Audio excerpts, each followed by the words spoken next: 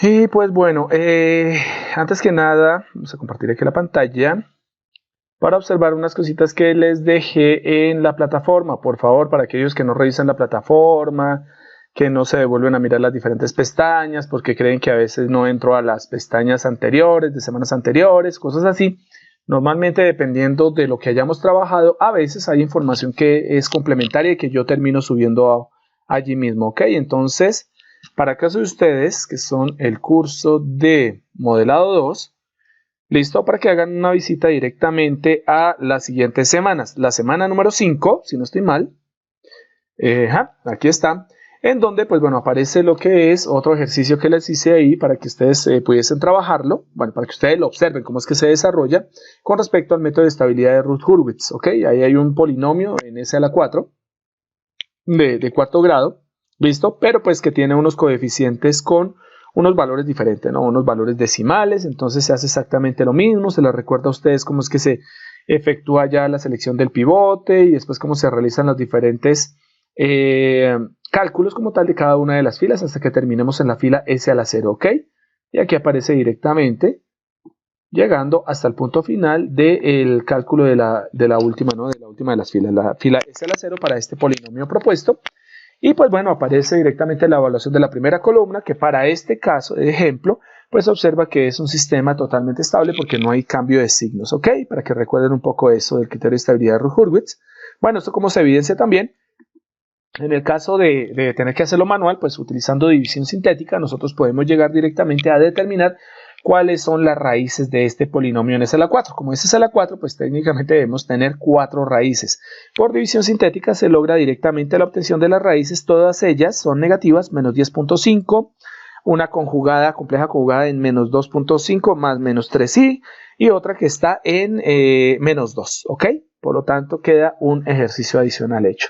Había propuesto un ejercicio para que ustedes lo desarrollaran directamente en las diapositivas. ¿Listo? En las diapositivas cuando vimos los criterios de estabilidad. Bueno, hicimos uno, tomamos uno de esos que se habían dejado propuestos y lo tomamos directamente para llevarlo a Scilab. Aquí aparece cómo se utilizan los comandos root raya t al piso de tiempo continuo, Nyquist y Bode, que son los diferentes tipos de criterios de estabilidad que habíamos visto en esa semana. ¿Listo? Entonces aparece, por ejemplo, la primera definición. Recordemos que nosotros podíamos hacer la definición de variables diciendo directamente que es un polinomio en S, entonces utilizamos S igual a poli, abrimos paréntesis, ponemos un espacio y después ponemos la letra S para definir ese símbolo, pero también se puede utilizar este comando que ustedes ven acá, ¿no? Donde dice S igual a numeral, bueno, eso no es numeral, es porcentaje, porcentaje S. ¿Eso qué indica? Esa es una forma también para expresarle a Scilab y decirle que vamos a utilizar a la letra S como un símbolo. Entonces, porcentaje S significa símbolo, ¿ok? Entonces, teniéndolo como un símbolo o teniéndolo como una variable simbólica, nosotros podemos definir el denominador para el caso de la aplicación de root, del criterio de Routh-Hurwitz. Para este caso, que es el ejercicio que habíamos dejado en la tarea, que es S a la 4 más 2S a la 3 más 7S a la 2 más 4S más 10, pues utilizando simplemente este comando, nosotros directamente podemos encontrar la respuesta. Miren que Scilab les entrega a ustedes como tal, ¿cierto?, el procedimiento de Routh-Hurwitz completo. Bien. En este caso deben tener muchísimo cuidado porque el ejercicio que se había dejado mostraba que en la cuarta fila, cuando llegamos a la cuarta fila en S a la 1, nosotros íbamos a tener la cancelación de la columna, nos iba a dar 0. Esto es notorio acá, ustedes simplemente tomen acá y dicen, mire, 5 por 4, 20, menos 2 por 10, 20, 20 menos 20 nos da 0, entonces esta columna o esta fila de acá, perdón, debería habernos dado 0. Eso se llama terminación anticipada del arreglo de Routh-Hurwitz. De tal forma que si ustedes leyeron el libro que les pedí, que fue el libro de control, ¿listo? El libro de González, ustedes se dan cuenta que el procedimiento era bastante sencillo. Era simplemente tomar el polinomio anterior, que es este, 5 y 10, que sería 5S más 10, ¿cierto? Sacar la derivada y con esa derivada empezar a alimentar el resto de columnas y practicar o aplicar directamente el criterio de Routh-Hurwitz. Aquí no hacen ese procedimiento, sino lo aplican directamente, ¿ok? Entonces esto es para que recuerden ustedes que el criterio de Routh-Hurwitz, si ustedes lo aplican acá, se dan cuenta de la terminación, pero Routh-Hurwitz aplica el criterio de la derivada anterior, del término anterior o del polinomio anterior, y pues termina llenando todo el criterio completo, ¿vale? Eso es para que ustedes lo estudien, porque yo se los dejé para estudiar, pilas con eso. Y bueno, aquí se demuestra directamente que la primera columna no tiene cambio de signos, por lo tanto indica que nuestro sistema tiene estabilidad absoluta. ¿Y eso cómo se demuestra? Pues simplemente utilizamos el comando roots de Scilab, ponemos roots del polinomio, que en este caso yo lo llamé den, de denominador, listo, y nos damos cuenta de las raíces, ¿no? Es un polinomio en S a la 4, por lo tanto tenemos las 4 raíces, menos 1 más 2i, menos 1 menos 2i, es decir, esta es una compleja conjugada de menos 1 más o menos 2i, ¿cierto? Y tenemos esta compleja conjugada que uno diría, profe, mire, aquí dice 2,776 positivo, entonces el sistema debería ser inestable. Pero recordemos lo que significa el hecho que aparezca esta d a la menos algo. Como este sistema, como Scilab, MATLAB utilizan como tal, ¿cierto?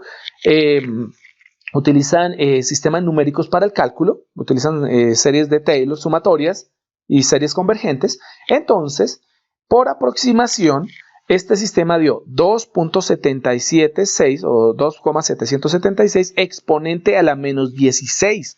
Recordemos que ese exponente a la menos 16 significa 0.00016 veces 277,6. ¿Ok? O sea, eso es 0.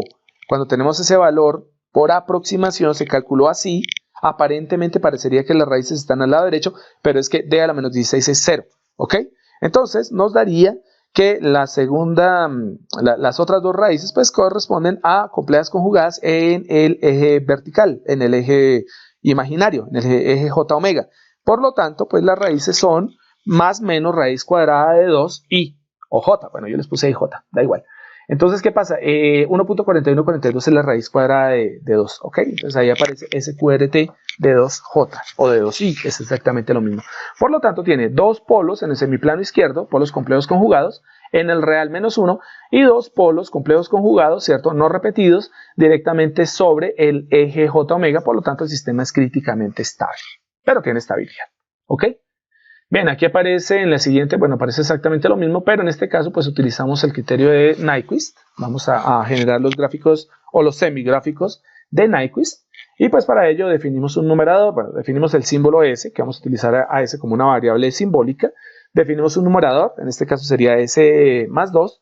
Y definimos un denominador que es diferente al de arriba, S al cubo más 3S al cuadrado más 4S más 12. Ese fue inventado. Y con eso se forma la función de transferencia. ¿Cómo se forma la función de transferencia? Recuerden que es numerador sobre denominador. Por lo tanto, no se les olvide utilizar el comando syslin, que aparece acá. Entonces definimos nuestra función de transferencia como g de ganancia, el g de s. ¿Listo? Es igual a syslin. Recuerden que la comillita c significa que es un sistema continuo, en tiempo continuo. ¿Listo? Y pues definimos numerador sobre denominador. No puse el punto y coma pues para ver qué nos daba. Y pues miren que nos dio directamente la fracción. Y en ese caso ya puedo aplicar Nyquist. Entonces simplemente Nyquist de la función de ganancia g. Al aplicarlo directamente esto nos envía a una gráfica. Y esta es la gráfica de Nyquist. Que el próximo año, iniciando, vamos a interpretar qué significan las gráficas de Nyquist y las gráficas de Bode. ¿Ok? En este caso pues eso fue y nos define directamente las trayectorias de los polos. Lo analizaremos el próximo semestre, ¿vale? Y pues bueno, ¿cómo se utiliza el comando Bode? Exactamente lo mismo, se define un numerador, se define el denominador, se define directamente la función de transferencia con el syslin.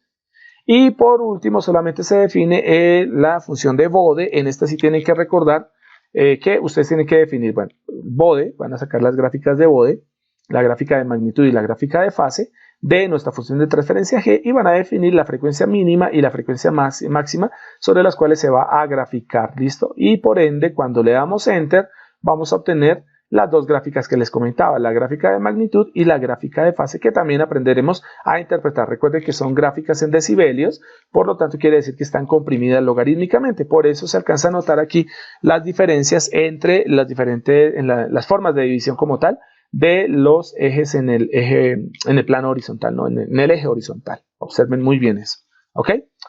Y ya, eso es para que ustedes lo observen ahí. No se les olvide que dejamos entonces los ejemplos, ¿vale?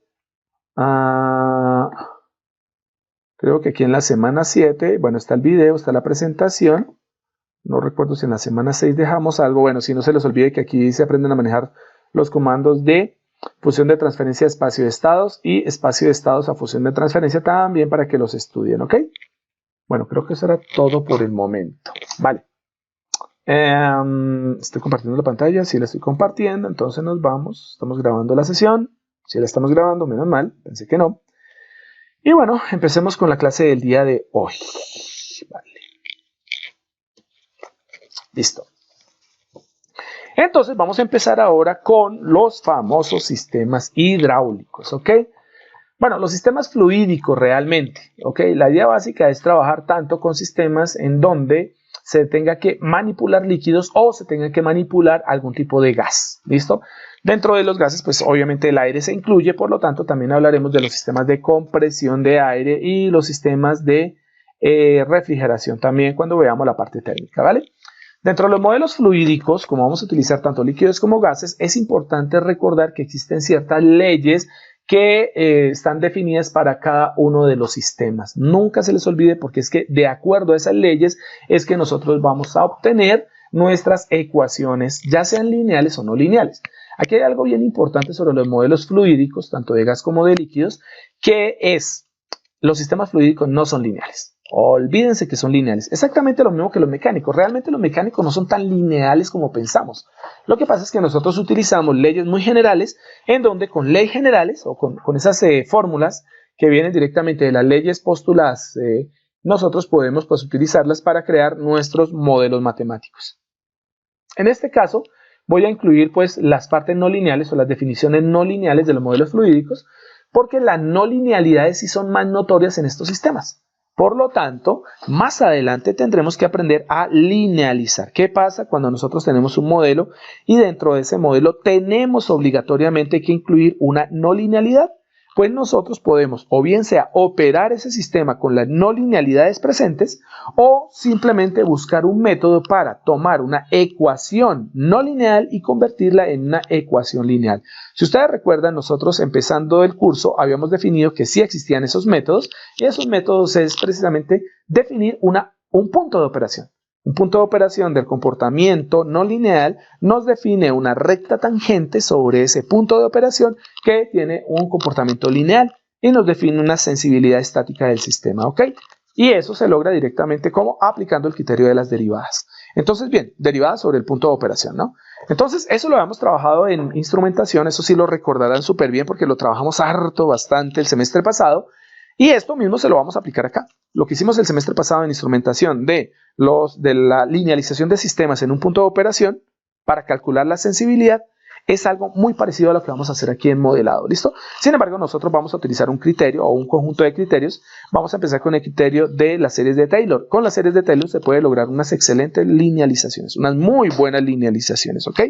Entonces, bueno, esos son componentes matemáticos que ustedes ya dominan. Por lo tanto, arranquemos. Lo primero es definir lo siguiente, a nivel industrial y a nivel de, digamos, de lo que son los procesos que muchas veces nosotros tenemos que seguir con los fluidos o con los gases, son muy utilizados los sistemas de control. Por lo tanto, se requieren también el modelado de dichos sistemas.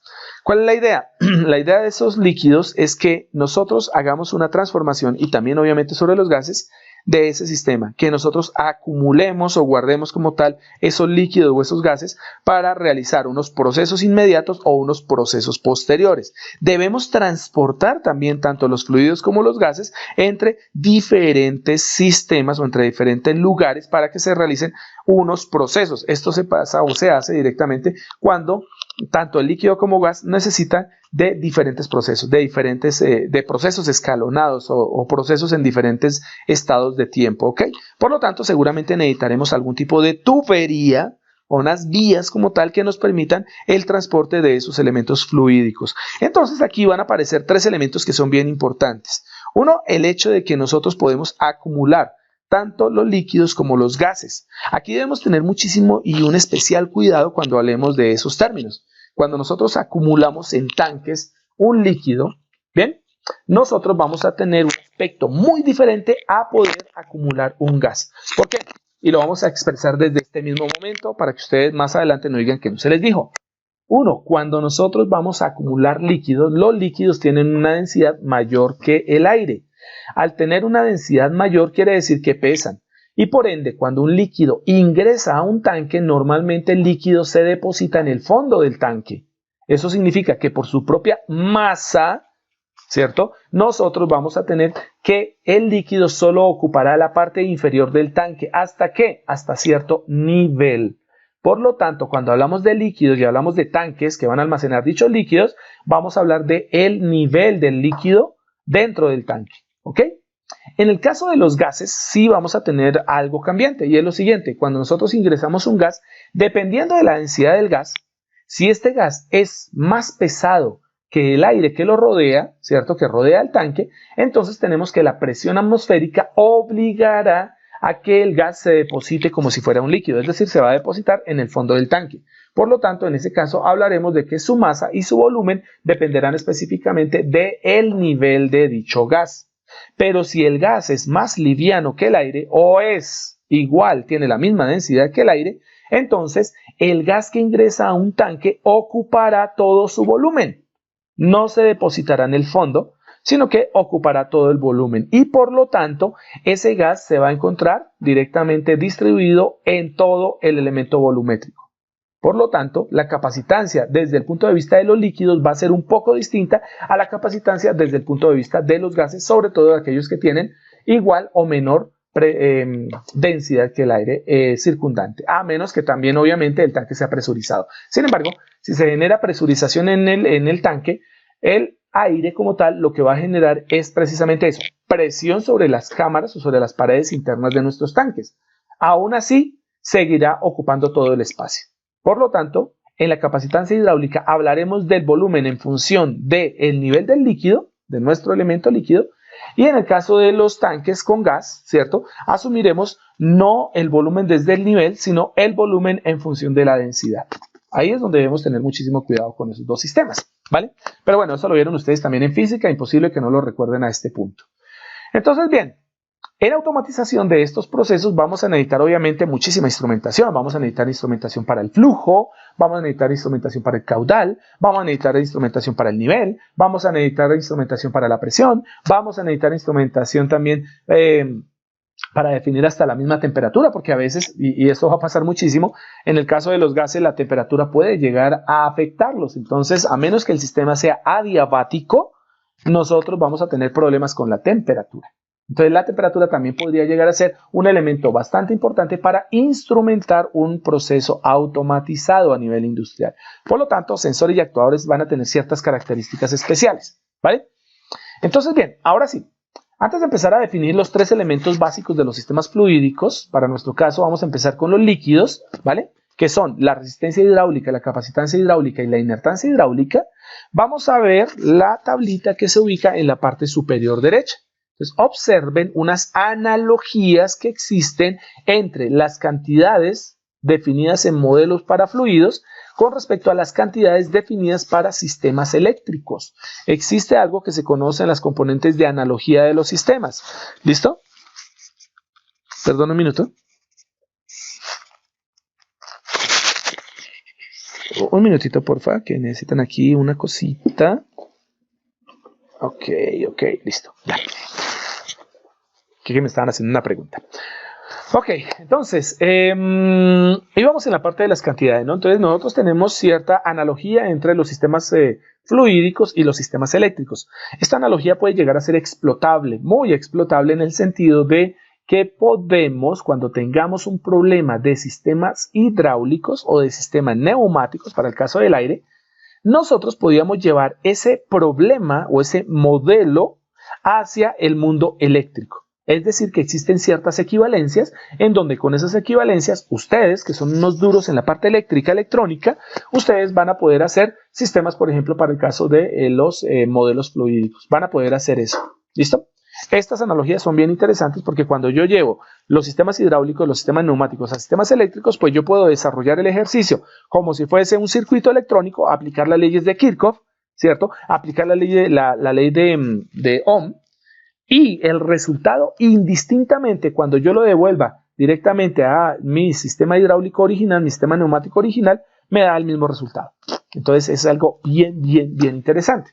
Nosotros vamos a trabajar directamente sobre los sistemas hidráulicos sin hacer analogías, pero más adelante podemos hacer un ejercicio de analogías para que ustedes vean cómo es que se trabaja con eso. ¿Ven?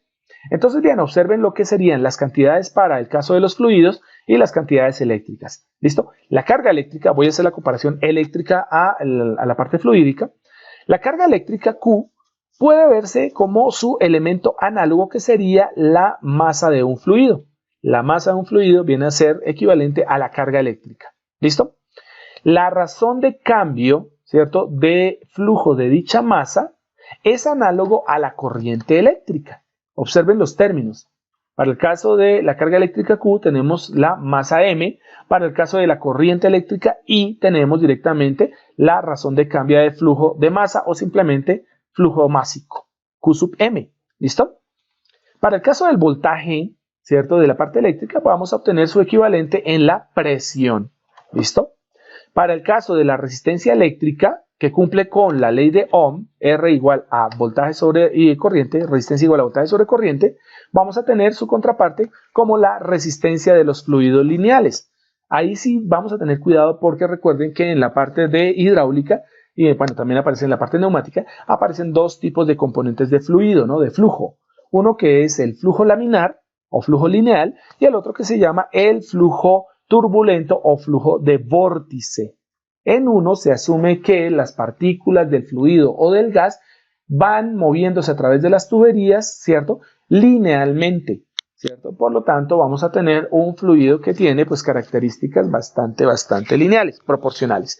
Pero en los sistemas reales, normalmente lo que nosotros podemos llegar a tener son vórtices, es decir, pequeños remolinos que se pueden llegar a presentar dentro de las tuberías definitivamente por o un cambio de presión, ¿cierto? En la presión atmosférica puede también llegar a afectar un fluido dentro de un tubo, o también por la presencia de elementos que obliguen directamente a que se cambie ese flujo laminar, como por ejemplo los codos o los ángulos. En una tubería en un ángulo, que termina en ángulo, normalmente se pueden llegar a presentar estos flujos de vórtice o flujos turbulentos.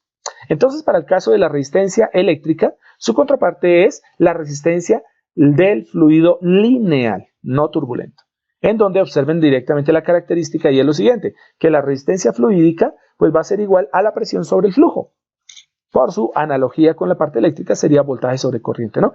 Así como existe una capacitancia eléctrica C que va a ser igual a la carga sobre el voltaje, bien, vamos a tener directamente una representación de una capacitancia de los fluidos, en donde la capacitancia de los fluidos va a ser igual el diferencial de masa con respecto a un diferencial de presión o masa sobre presión, ¿ok?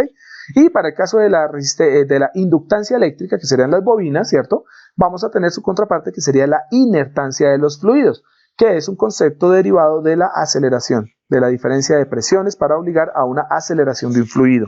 Y la inertancia termina siendo la presión sobre la tasa de cambio del flujo másico, es decir, la derivada de Q de M con respecto a dt. ¿Ok? Esas ecuaciones son fundamentales y son las ecuaciones lineales para el caso de R, para el caso de C y para el caso de I como inertancia. ¿Vale?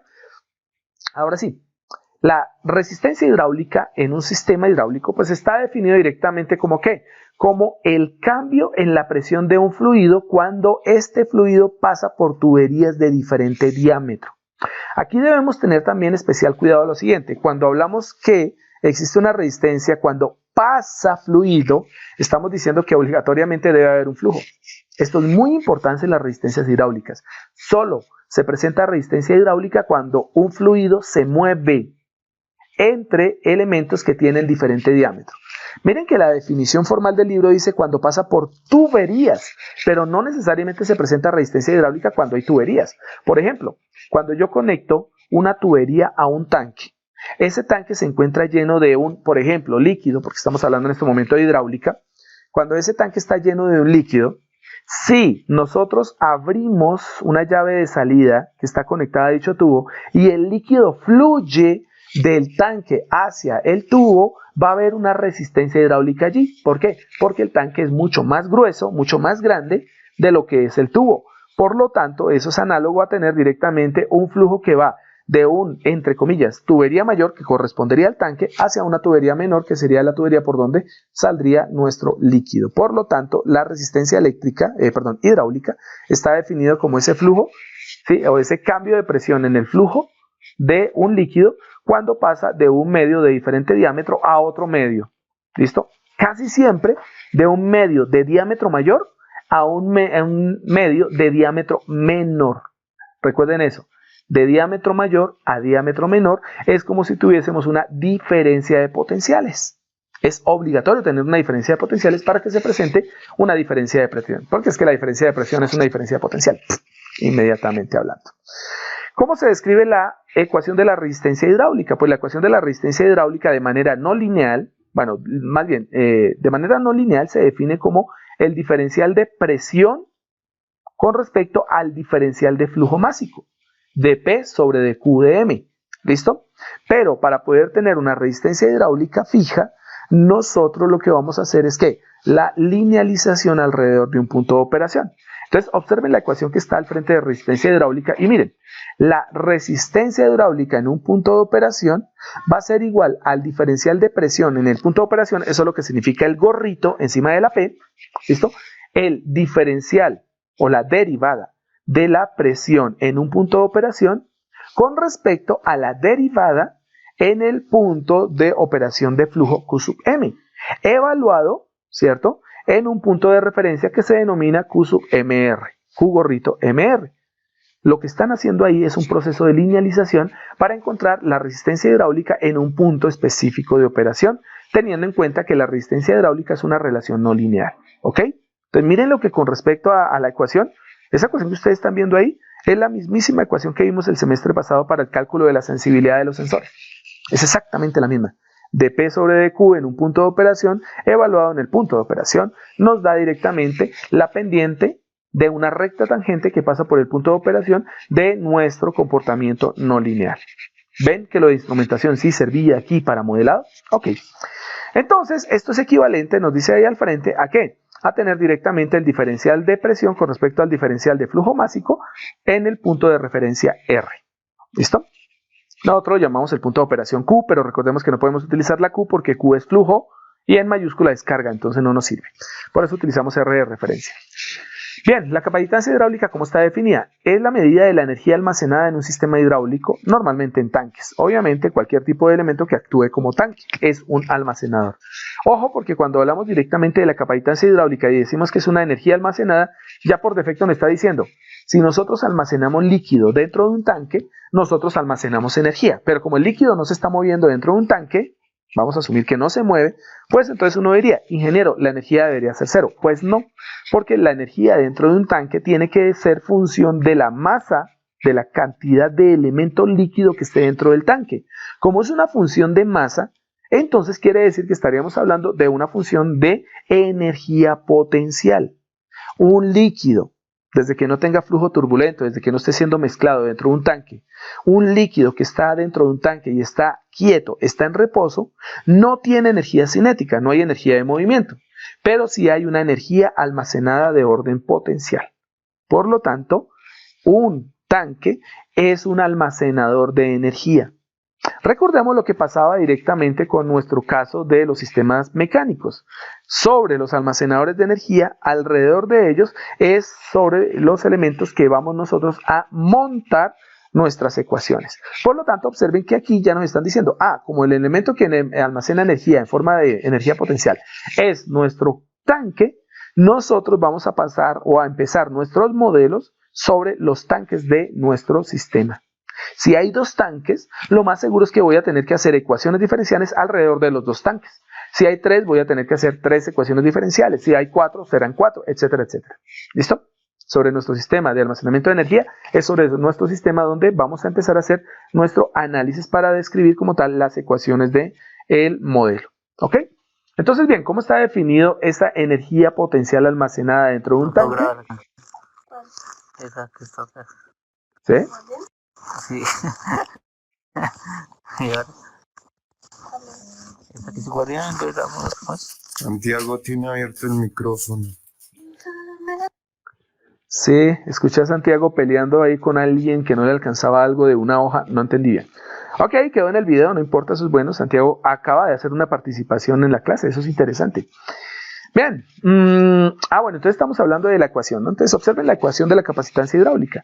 Es una ecuación también no lineal, sin embargo, para poder determinar un valor único de capacitancia hidráulica sobre el comportamiento no lineal de nuestro sistema, es decir, Y uno dice, bueno, pero ¿cómo sabemos que es no lineal? Chicos, observen que está relacionándose directamente en la ecuación de capacitancia. Se está relacionando la masa con la presión. Eso significa que si yo llevase directamente la capacitancia a una representación gráfica, los ejes coordenados de mi sistema tienen que ser la masa y la presión. ¿Listo? Por lo tanto, yo ya sé cuáles son los elementos que se deben relacionar. Entonces, en el caso de la capacitancia, pues corresponde al diferencial de masa almacenada en el tanque con respecto a la diferencia o el diferencial de presión que ejerce dicha masa dentro del tanque. Eso significa que el comportamiento no lineal de la masa con respecto a la presión, de su M con respecto a de su P, se puede trabajar en un punto de operación de presión. ¿Dónde será ese punto de operación? Entonces vamos a definir una presión de operación o una presión de trabajo y sacamos la derivada del sistema de M sobre dP, la evaluamos en el punto de presión de referencia P sub R y obtenemos la capacitancia en ese punto de trabajo. ¿Ok? Ya lo veremos en unas gráficas a continuación. Y por último está definida la inertancia hidráulica. ¿A qué hace relación la inertancia hidráulica? Ojo, porque no hace lo mismo que la inductancia eléctrica. Aunque la capacitancia y la resistencia eléctrica se parecen a la capacitancia y la resistencia hidráulicas, en el caso de la inertancia es un concepto un poco diferente, ¿vale? No es un sistema como tal retardador. En una inertancia, leamos ahí, que es similar, no es lo mismo, no es igual, es similar a la inductancia eléctrica, se dice que existe una inertancia hidráulica cuando existe una fuerza inercial que se requiere para acelerar un fluido por una tubería. O sea, ¿qué es una inertancia realmente? Es un sistema inyector de presión. Eso es lo que significa la inertancia hidráulica. ¿Y qué sistemas son capaces de generar inyección? Las bombas o las válvulas. Existen unas válvulas que se llaman válvulas de diferencia de presión o de presión diferencial que pueden obligar a que un fluido aumente su presión. ¿Listo?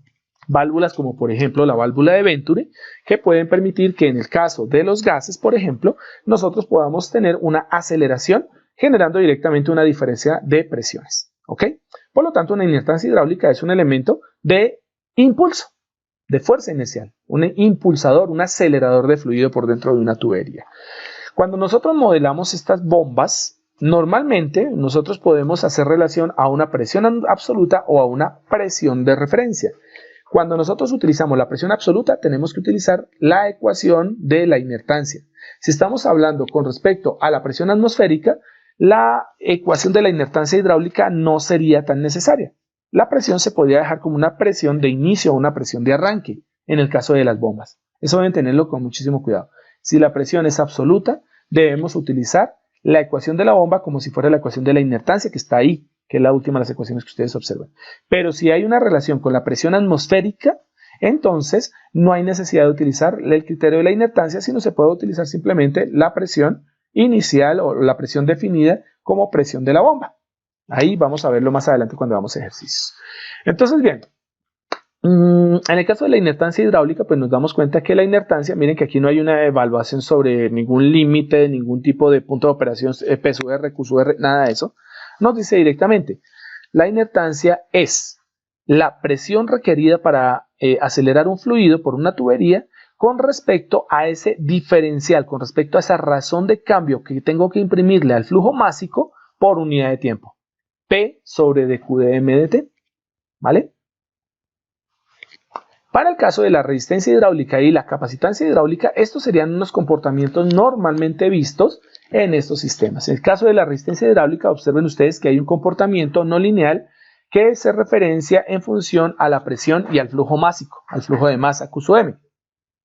Y que si yo quiero definir una resistencia, voy a definir una resistencia de referencia en un punto de trabajo. Entonces defino un punto de trabajo en donde ese punto de trabajo será el punto de trabajo P sub R, Q sub MR, ¿listo? Y sobre ese punto de trabajo calculo directamente la recta tangente a ese punto. Y su pendiente terminará siendo directamente mi resistencia hidráulica. Así es como se debería linealizar la resistencia hidráulica en un sistema hidráulico no lineal. Lo mismo pasaría con la capacitancia hidráulica, solo que el comportamiento estaría referenciado en torno a la masa y la presión. Y por lo tanto decidimos o escogemos un punto de operación. Ese punto de operación será M sub R, P sub R, y sobre ese punto de operación hallamos, encontrar la derivada en ese punto, hallamos directamente nuestra derivada encontramos nuestra recta tangente al punto de operación y sobre esa recta pendiente al punto de operación, nuestra pendiente corresponderá a la capacitancia hidráulica. ¿Listo? Obviamente este sería el método gráfico, pero si no tenemos la gráfica, pues nos toca recurrir a un método numérico para poder hacer esta aproximación de estas rectas tangentes, ¿ok? Que eso lo vieron ustedes en, si no estoy mal, debió ser en álgebra lineal. En álgebra lineal o en cálculo también pudieron haber visto este tipo de concepto. Bien, ahora sí aparecen los conceptos básicos. Antes de empezar con los conceptos básicos, quiero dirigirme hacia las gráficas. Primero, hacia los símbolos que se utilizan para expresar lo que serían los elementos, cada uno de los elementos, resistencia, inertancia y capacitancia, en los diagramas, ¿no? Bueno, no aparece el de capacitancia realmente, ¿por qué? Porque es que el de capacitancia es un tanque y un tanque se dibuja en forma de un cilindro. Es una especie como de receptor ahí o una especie como de estructura que parece como un cilindro, solamente que es más grueso. O sea, realmente no hay un símbolo específico para el tanque. Ahora bien, un tanque podría ser cilíndrico, un tanque podría tener forma esférica, un tanque podría ser prismático, como los tanques de nuestras casas, que tienen un largo, alto y ancho, y normalmente son cúbicos o prismáticos. ¿Listo? Entonces no tendríamos, digamos, una forma estándar de dibujar el tanque. Por eso no aparece ahí en esos símbolos. ¿Vale? Nosotros asumimos normalmente que es cilíndrico. Asumimos eso. Bien, entonces para el caso de la resistencia, ahí aparece la resistencia, que sería pues una válvula en la cual se puede regular el flujo directamente dentro de una tubería. Esas válvulas se pueden presentar de dos formas, de forma automática o de forma manual. Las de forma manual tienen esa especie como de línea atravesada en la parte superior, dando a entender que tenemos una llave que puede ser manipulada manualmente. Cuando tenemos una servoválvula, que serían las válvulas actuadoras, ¿cierto? Tenemos una forma de campanita, una forma de sombrillita encima del símbolo de la resistencia, ¿ok? Entonces, manual, que la podemos utilizar o la podemos nosotros definir o manipular más bien con nuestra mano. Automática, cuando nosotros podemos utilizar algún tipo de recurso electrónico, como por ejemplo el caso de campos magnéticos para el caso de las servoválvulas, aunque las válvulas también podrían ser motorizadas y en ese caso pues tendríamos válvulas, por ejemplo, de acción proporcional. Las válvulas on-off son un tipo de válvulas de tipo que es cerrado abierto, o sea, son actuadas, pero pues utilizan criterios parecidos a los del relevo. Bien, aparecen pues las fuentes, existe una fuente ideal de presión que se denomina normalmente PSUS, eso significaría más o menos Pressure Source, bien, en donde tendríamos un diferencial de presiones. PSUS termina siendo igual a P2, que sería la presión de salida, menos P1, que sería la presión de entrada. Y en ese caso, cuando nosotros definimos una fuente de presión ideal, normalmente y casi siempre para todos los ejercicios se asume que P1, a menos que se diga lo contrario en el ejercicio, se asume que P1 pues es la presión atmosférica, para el caso de una bomba general, ¿no? Una bomba normal. Entonces ahí tendríamos una fuente ideal de presión.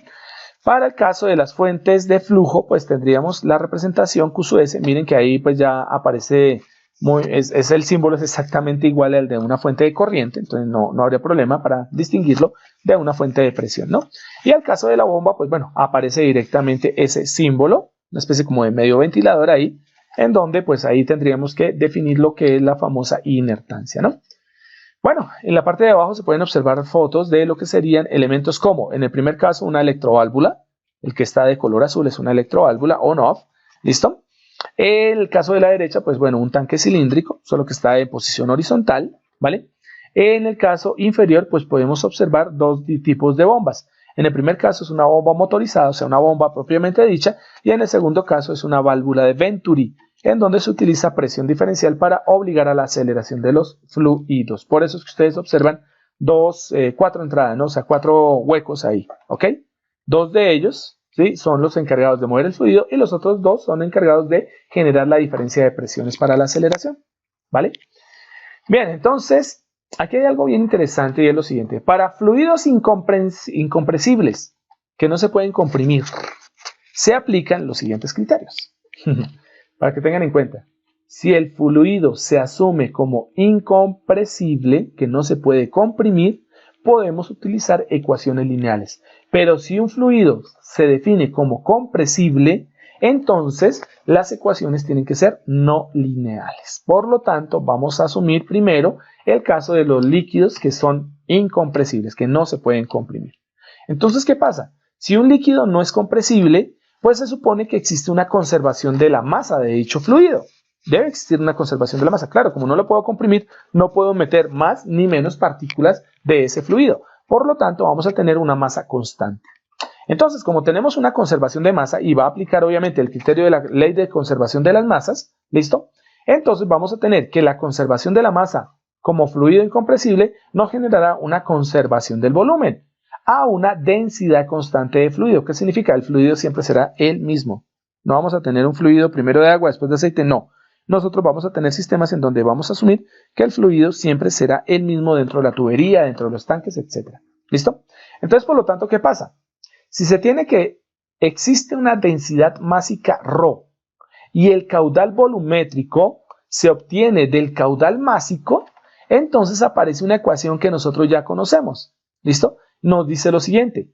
Dice, el caudal másico, que significa el flujo másico, es exactamente lo mismo, Q sub m, termina siendo igual a la densidad, que es constante, multiplicado directamente por nuestro caudal volumétrico. Q sub m termina siendo igual a ρ por Q sub b.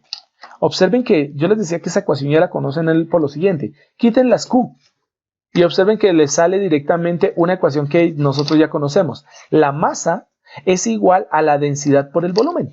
Masa igual a densidad por volumen. Ecuación que ya conocíamos.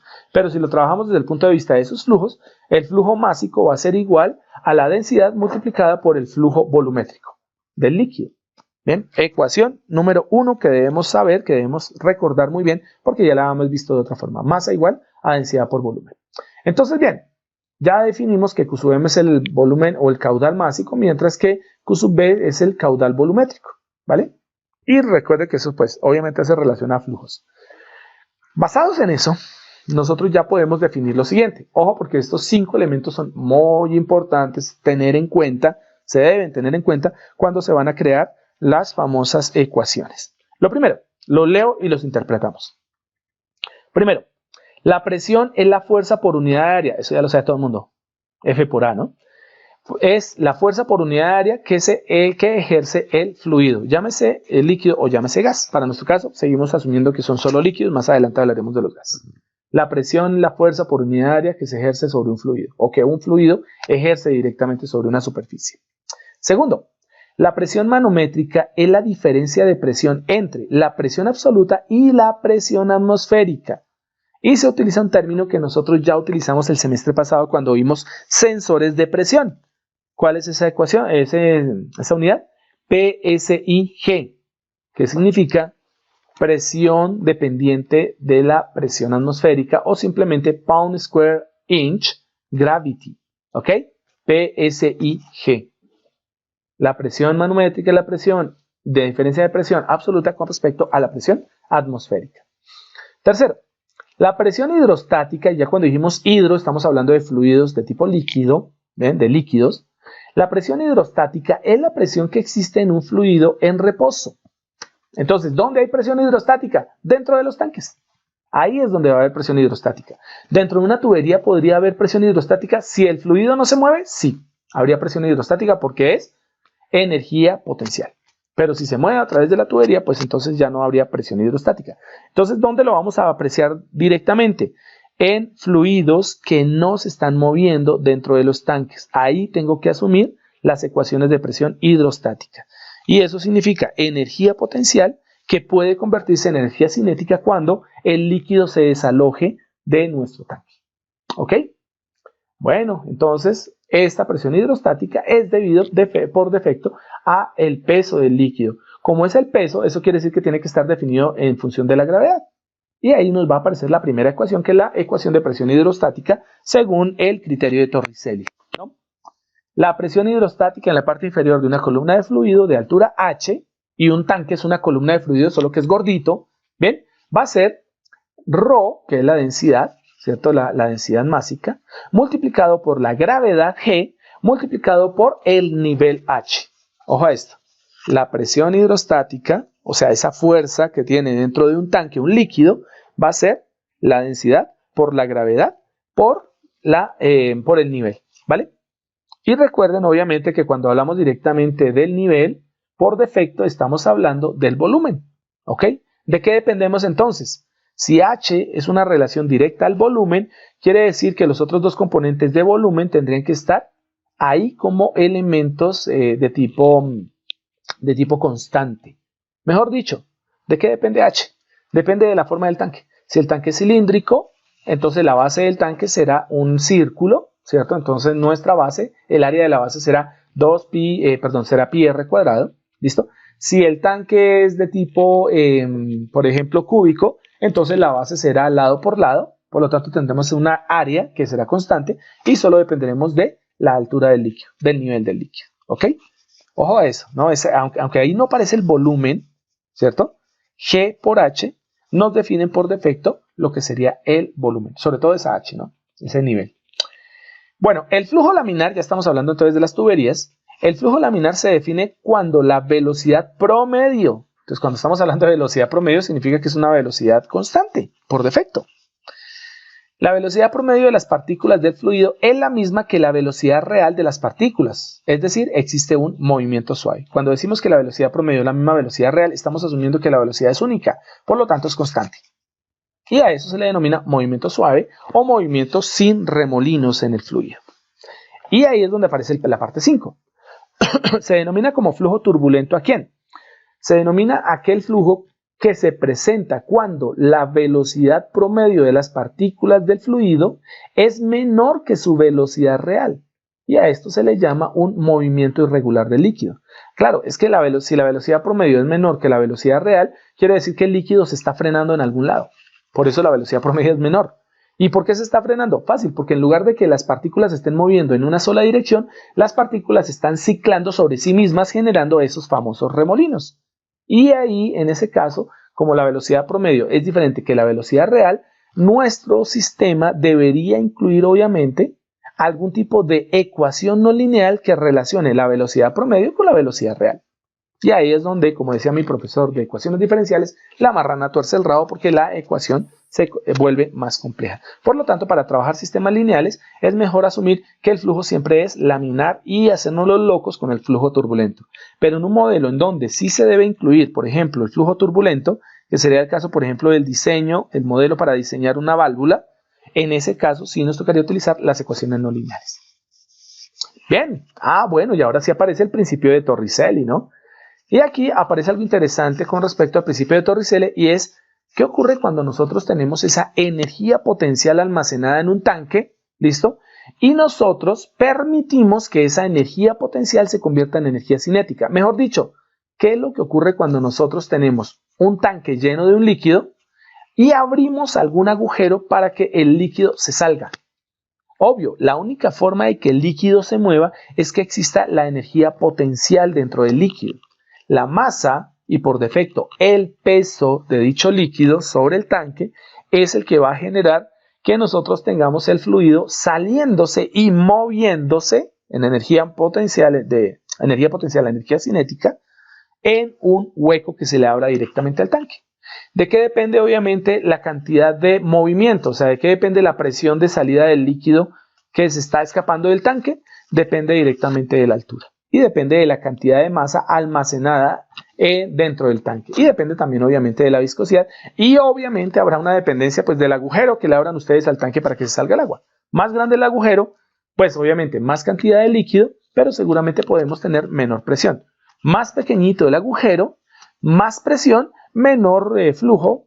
Entonces, por lo tanto, tendremos que seguramente la distancia o al menos la fuerza que se imprimirá sobre el líquido que escapa del tanque será mayor. Bueno, ¿qué dice el principio de Torricelli? En rojo, lo leo porque es un principio. Después, para que no digan, es que el profesor se la pasa leyendo las diapositivas. El caudal, a través de un orificio, ¿cierto?, de área A, es proporcional a la raíz cuadrada. ¡Pum! Tomen el bombazo, chicos y señoritas. A la raíz cuadrada. Ya metieron una raíz cuadrada, ya eso está indicando el principio de Torricelli, ¿cierto? Se expresa con una ecuación no lineal. Punto, porque ya metieron una raíz cuadrada. Y en una raíz cuadrada dentro de una ecuación diferencial es una no linealidad. ¿Ok? Entonces, el caudal a través de un orificio es proporcional a la raíz cuadrada de la diferencia de presión. Punto. Eso es lo que nos dice el principio de Torricelli desde el punto de vista de la ecuación no lineal. ¿Un orificio puede ser un agujero en el costado de un tanque? No, es que un orificio es un agujero en el costado de un tanque. ¿Listo? O un pasaje a través de una válvula. Mejor dicho, ¿qué es ese orificio? ¿Cómo podemos representar el edificio en un principio de Torricelli? Cualquier tubo que se conecte a un tanque, ¿listo? En el momento en que ese tubo permita el flujo de nuestro líquido, en ese momento aparecerá el principio de Torricelli. Perdón. Y lo que hace que el líquido se mueva a través de la tubería es una energía cinética almacenada en el tanque. Punto. No hay nada más que decir. Bueno, empecemos con las ecuaciones, que es lo que más les gusta a ustedes. La energía potencial en un tanque se define, ya lo hemos visto ahorita, como la masa multiplicada por la gravedad multiplicada por la altura, ¿no? Recordemos que la masa, ¿ven? Esta masa multiplicada directamente por la gravedad y por la altura nos define directamente un componente volumétrico. La masa es volumétrica, ¿listo? Ojo, porque ahí no aparece la densidad. Si estuviera la densidad, entonces sí hablaríamos realmente del volumen. Pero lo que nos importa es la cantidad de líquido que está almacenado, no el volumen del tanque, sino la cantidad de líquido. Por eso está en función de la masa. Entonces, masa por gravedad, ¿qué es? Fuerza. ¿Listo? ¿Y H qué corresponde? H corresponde directamente a esa cantidad volumétrica, o a ese elemento que relaciona la cantidad volumétrica. Pero masa por gravedad es una fuerza. ¿Listo? Entonces, miren que la energía potencial está definida como una fuerza por defecto. Masa por gravedad. Bueno, si esta es la energía que está dentro del tanque almacenada, cuando un líquido está dentro de un tanque y ese líquido no se está moviendo, no se está escapando, ¿cómo se convierte en energía cinética? Ah, bueno, se abre el agujerito, se abre la válvula que está conectada directamente a una tubería y adicionada en uno de los extremos del tanque, y el líquido se moverá con un movimiento igual a 1/2 de la masa que se mueve a través del agujero, a través de la tubería, multiplicado por la velocidad de dicho líquido al cuadrado. 1/2 de mv cuadrado. Esa es la forma de la energía cinética de los sistemas de masa, de los sistemas mecánicos que ya hemos visto, ¿no? Leamos esto, que esto es interesante, y sobre todo esa última ecuación que la vamos a necesitar muchísimo. La velocidad del fluido se puede aproximar, ojo a esto, se puede hallar de una manera aproximada, válida, cuando toda la energía potencial se convierte en energía cinética. Cuando la energía potencial se vuelve cero y todo el flujo es o se muestra o se aparece directamente en el orificio o en la tubería, todo ese movimiento exactamente en el agujero es energía cinética. Pero todo lo que esté antes del agujero es energía potencial. Entonces hay una transformación de energía potencial a cinética exactamente en el hueco del agujero, ahí en ese punto. Entonces, ¿qué pasa? Va a existir algo que se conoce como una caída de presión. La caída de esa presión, es decir, de la presión que hay acumulada dentro del tanque por energía potencial, al convertirse en energía cinética, hace o genera como tal que exista una caída de presión dentro del tanque, va a ser definida por la siguiente ecuación. La presión va a ser igual a la densidad del fluido ρ multiplicado por la gravedad multiplicado directamente por H. ¿Qué es eso? Presión hidrostática. Era la ecuación que ya hemos visto ahorita. Por lo tanto, en estos sistemas necesito definir la presión hidrostática como ese ρ por G por H. Mucho cuidado con esa ecuación. Téngala en la memoria, no se les olvide, súper importante. ¿Ven? Bueno, la gráfica del lado derecho, pues lo que nos muestra, ¿qué es? Nos muestra simplemente un tanque en donde se toma una unidad volumétrica, se toma un pequeño diferencial de masa de su M, ahí lo ponen como M, pero es un pedacito de masa. Lo que están haciendo es mirar qué pasa con esa masa de fluido dentro del tanque. Si el agujero estuviese cerrado, entonces la masa pues ocuparía un lugar ahí dentro del espacio del líquido que está en el tanque. Su energía cinética sería cero, no se está moviendo, no se está desplazando, pero su energía potencial sería la máxima, y esta sería igual a la unidad de masa multiplicada por la gravedad, que nos da el peso, multiplicada por lo que sería el nivel del líquido, ¿vale? Esa altura H que aparece ahí es directamente la diferencia de distancia que existe entre la masa que está por encima del agujero con respecto a la línea donde se ubica el agujero. Observen bien. ¿Por qué? Porque en el punto donde tenemos el agujero es donde se va a empezar a presentar ese cambio de la energía potencial a energía cinética. Y en el agujero vamos a tener que la energía potencial termina siendo cero y la energía cinética pues es la máxima y es igual a 1/2 de mv al cuadrado, ¿ok? Por lo tanto, la pregunta del millón es, ¿H es constante? No, nunca va a ser constante. como H no es constante. ¿Y por qué no es constante? Pues porque a medida que el líquido se escapa, el nivel del líquido va a bajar, entonces H se va a decrementar. Quiere decir que la función de energía cinética tiene que ser la función de energía potencial tiene que ser obligatoriamente tiene que estar definido específicamente en función a una razón de cambio, o sea, a una derivada. ¿Bien? Por lo tanto, ese famoso P igual a ρ por G por H que ustedes observan ahí, en este sistema debería ser dP de T va a ser igual a ρ por G por dH de T. ¿Listo? A medida que el nivel cambia, dH de T cambia, ¿cierto? Nosotros vamos a tener un cambio en la presión. Entonces nos va a aparecer un dP de T. ¿Y dónde vimos ese dP? Lo vamos a necesitar cuando nuestro sistema tenga que definir directamente o bien sea la capacitancia o bien sea la resistencia hidráulica. ¡Tarán! Bueno, siendo el agujero que ponemos en el tanquecito de la gráfica de la figura de diámetro A sub 0, bueno, de área A sub 0, ¿listo? Entonces, el flujo másico que se libera por ese agujero va a ser igual a una constante de capacidad, que se conoce como la constante C sub D, es la capacidad del tanque, ¿listo? Multiplicada por el área del agujero A sub 0, y esto, como lo dijimos ahorita por el principio de Torricelli, ¿listo? Va a ser multiplicado por la raíz cuadrada de 2 veces la presión, ¿cierto? En ese caso hidrostática P, multiplicado por la densidad ρ del líquido que está fluyendo a través del agujero. Entonces, ojo con esa ecuación de caudal no lineal, ¿no? Bien. Bueno, y aquí ya aparece la definición más formal de lo que son los elementos de resistencia hidráulica. Para nuestro caso, la resistencia hidráulica se define como esa relación de flujo cuando este flujo cambia, o cuando la presión cambia más bien más que el flujo, cuando existe un flujo a través de una tubería en donde la tubería tiene diferentes diámetros, o los receptores o los elementos que contienen al líquido tienen diferentes diámetros, existe una diferencia de presión entre ellas. Entonces, observen que tenemos una tubería más gruesa, de la tubería más gruesa conectamos a una tubería más delgada, asumimos que el líquido se está moviendo del lugar más grueso, del diámetro más grueso al diámetro más delgado, entonces existe una diferencia de presiones. Si llamamos P1 a la presión en el lugar o en la región más ancha y P2 a la presión existente en la tubería más delgada, entonces podríamos definir la resistencia. Observen. Siendo P, siendo la presión o la caída de presión P minúscula igual a la diferencia de presión P sub 1 menos P sub 2, entonces esto termina siendo igual, esta misma presión, esta diferencia de presiones, termina siendo igual a la resistencia multiplicado por el diferencial de flujo. ¿Listo?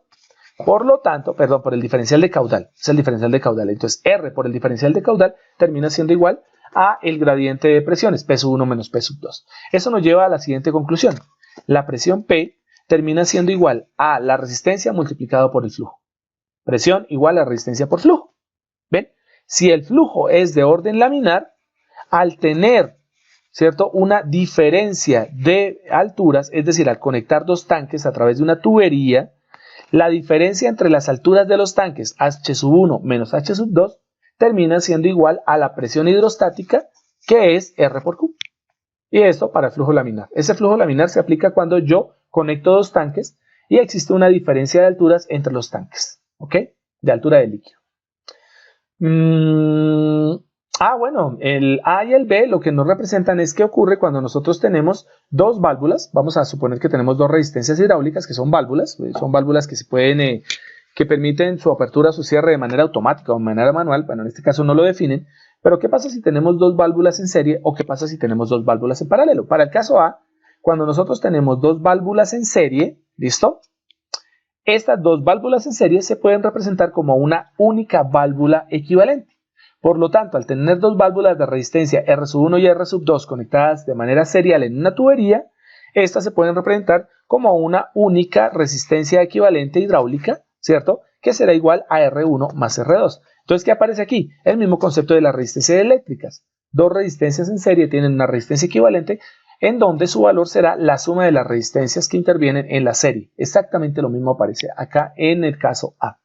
Y en el caso B, pues aparecen nuestras válvulas en paralelo. Entonces, al tener dos válvulas cuya resistencia está definida por R sub 1 y R sub 2 y se conectan en paralelo, entonces van a existir dos flujos laminares, o dos flujos másicos, Q sub M1 y Q sub M2. De tal forma que estas dos válvulas en forma paralela pueden ser reemplazadas por una válvula o una resistencia de una válvula equivalente, en donde el inverso de la resistencia de dicha válvula equivalente va a ser igual a la suma de los inversos de las válvulas iniciales. ¿Listo? Es decir, de la válvula 1 y la válvula 2. Y ya. Aplica el mismo criterio de las resistencias en serie o en paralelo de la parte eléctrica. Aparece la capacitancia hidráulica y miren los elementos que están dentro de la capacitancia hidráulica. Para que exista capacitancia hidráulica, normalmente tenemos un flujo de entrada del tanque y un flujo de salida del tanque. Si asumimos el flujo de entrada como Q sub 1, en otros términos podríamos decirle Q sub I para decir que sería el flujo de entrada, input, ¿listo? Y un flujo de salida Q sub 2, que también lo podemos llamar Q sub 0, Q output, ¿cierto? Si tenemos esa diferencia de flujos, teniendo en cuenta las dimensiones y el tipo de tanque, nosotros podemos determinar su volumen. ¿Cómo determinamos su volumen? Si sabemos que es una figura regular, entonces el área, que sería el fondo del tanque, ¿cierto? El área de ese fondo del tanque multiplicada por el nivel, es decir, la altura del fluido, nos va a dar el volumen del líquido dentro del tanque. A por H nos va a dar directamente el volumen. Si tenemos el volumen y conocemos qué líquido es, conocemos su densidad. Y si tenemos el volumen y conocemos la densidad, pues podemos por defecto encontrar la masa, porque masa es igual a densidad por volumen. Entonces miren que esa área, que sería el área del fondo del tanque, el área del tanque, y la altura, que sería el nivel del líquido, nos van a definir la capacitancia. ¿Listo? Hidráulica. Y obviamente, como nosotros tenemos conectado el tanque a través de una tubería, pues nos damos cuenta de lo siguiente.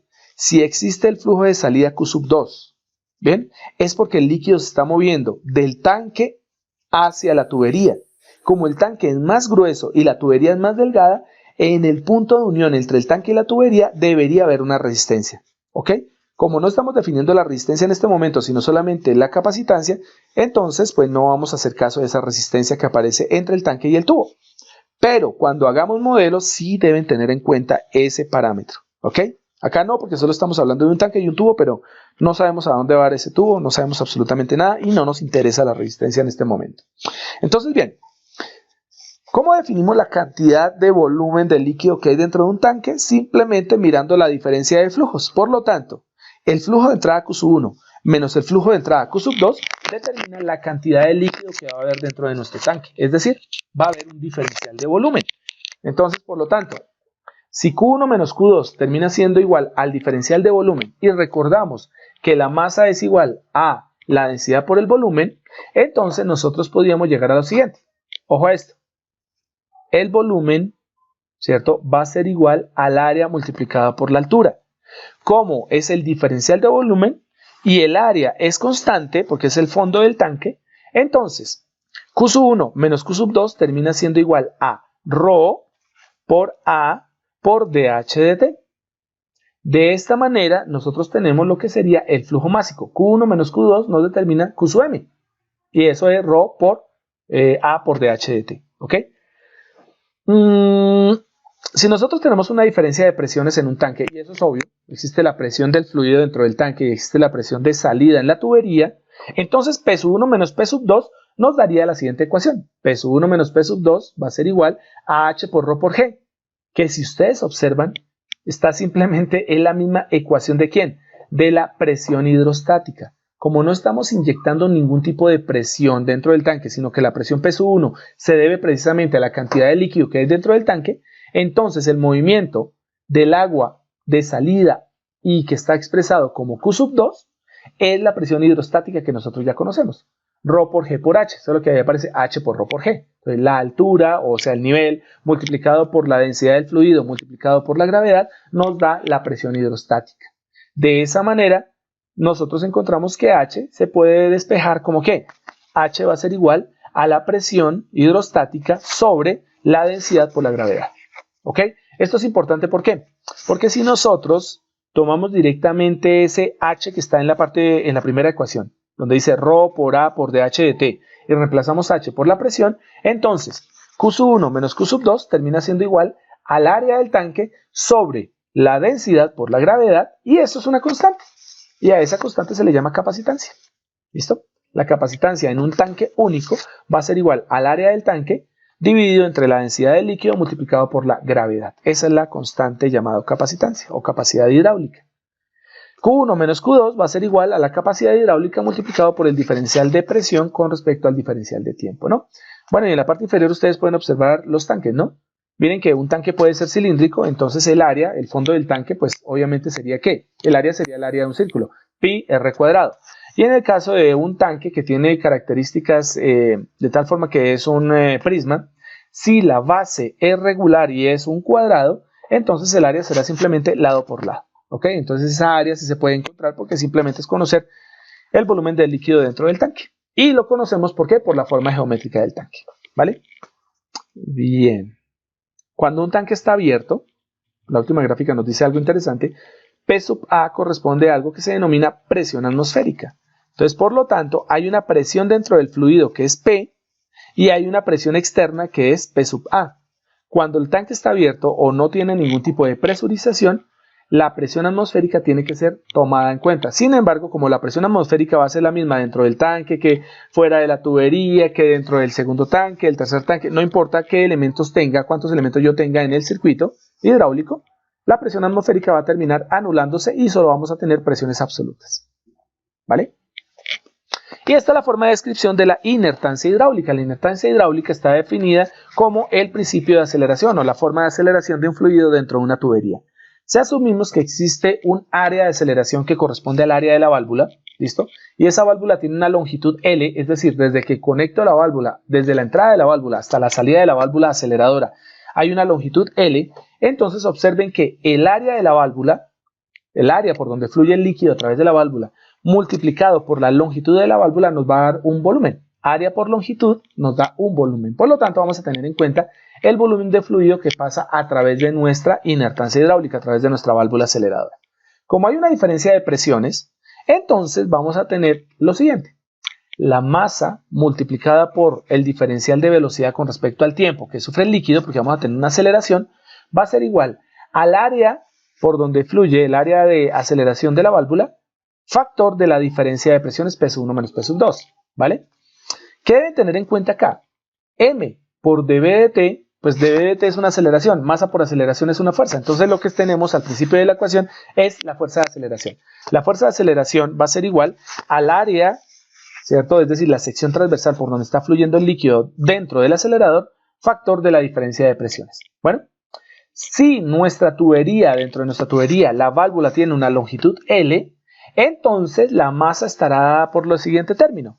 Masa va a ser igual a la longitud del líquido, o la longitud de la válvula mejor, la longitud de la válvula, multiplicado por el área de la válvula, multiplicado por la densidad del fluido que fluye a través de él. Y esto es obvio. Miren que la ecuación L por ρ por A, si ustedes multiplican L por A, les da B, les da volumen. L por A les da volumen y volumen multiplicado por densidad nos da masa. Entonces lo que tenemos ahí simplemente es eso.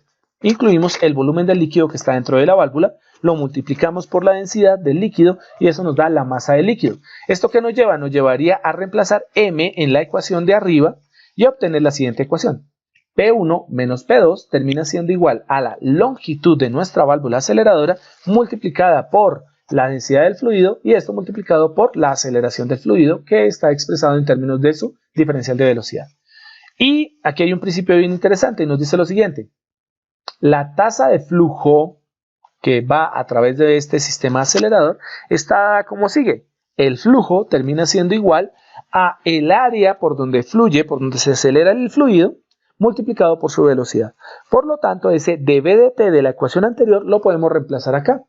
Y entonces tenemos una ecuación bien interesante que es P1 menos P2, la diferencia de presiones en el acelerador, entre los extremos del acelerador, va a ser igual a la longitud que cubre entre la entrada y la salida de nuestra válvula aceleradora, multiplicado por la densidad del fluido sobre el área y esto multiplicado por el diferencial de flujo.